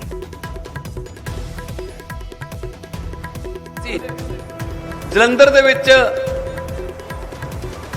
ਵੋਟਾਂ ਕਿਹਨੂੰ ਪਈਆਂ ਨੇ? ਮੈਂ ਕਿਹਾ ਜੀ ਵੋਟਾਂ ਬਿਜਲੀ ਦੇ ਬਿੱਲਾਂ ਨੂੰ ਪਈਆਂ ਨੇ, ਵੋਟਾਂ ਸਕੂਲਾਂ ਨੂੰ ਪਈਆਂ ਨੇ, ਵੋਟਾਂ ਮਹੱਲਾ ਕਲੀਨਿਕਾਂ ਨੂੰ ਪਈਆਂ ਨੇ, ਵੋਟਾਂ ਸੜਕਾਂ ਦੀਆਂ ਗੱਲਾਂ ਕਰਨ ਵਾਲਿਆਂ ਨੂੰ, ਪੁਲਾਂ ਦੀਆਂ ਗੱਲਾਂ ਕਰਨ ਵਾਲਿਆਂ ਨੂੰ ਪਈਆਂ ਨੇ, ਵੋਟਾਂ ਵਪਾਰੀਆਂ ਦੇ ਵਪਾਰ ਨੂੰ ਵਧਾਉਣ ਵਾਸਤੇ ਪਈਆਂ ਨੇ, ਵੋਟਾਂ ਕਿਸਾਨਾਂ ਦੀਆਂ ਪਈਆਂ ਨੇ ਜਿਨ੍ਹਾਂ ਨੂੰ ਫਸਲ ਹਜੇ ਮਰੀ ਪਈ ਸੀ, ਨਹੀਂ ਸੀ ਖੇਤਾਂ ਚੋਂ, ਜਿਨ੍ਹਾਂ ਦੇ ਪੈਸੇ ਘਰਾਂ 'ਚ ਪਹੁੰਚ ਗਏ, ਵੋਟਾਂ ਉਹਨਾਂ ਦੀਆਂ ਪਈਆਂ, ਵੋਟਾਂ ਮਜ਼ਦੂਰਾਂ ਦੀਆਂ ਪਈਆਂ, ਵੋਟਾਂ ਗਰੀਬਾਂ ਦੀਆਂ ਪਈਆਂ, ਜਿਹੜੇ ਕਹਿੰਦੇ ਸਾਨੂੰ ਨੌਕਰੀਆਂ ਮਿਲਣ ਲੱਗ ਗਈਆਂ ਉਹਨਾਂ ਨੂੰ ਵੋਟਾਂ ਪਈਆਂ। ਕਹਿੰਦੇ ਦੂਜਿਆਂ ਨੂੰ ਕਿਉਂ ਨਹੀਂ ਪਈਆਂ? ਮੈਂ ਕਿਹਾ ਉਹਨਾਂ ਨੇ ਕਿਸੇ ਨਾਂ ਤੇ ਮੰਗੀਆਂ, ਉਹਨਾਂ ਨੇ ਵੋਟਾਂ ਮੰਗੀਆਂ ਜਾਤੀ ਦੇ ਆਧਾਰ ਤੇ, ਧਰਮ ਦੇ ਆਧਾਰ ਤੇ, ਬਰਾਦਰੀ ਦੇ ਆਧਾਰ ਤੇ। ਅਸੀਂ ਵੋਟਾਂ ਮੰਗੀਆਂ ਪੰਜਾਬ ਨੂੰ, ਪੰਜਾਬ ਵਾਸਤੇ।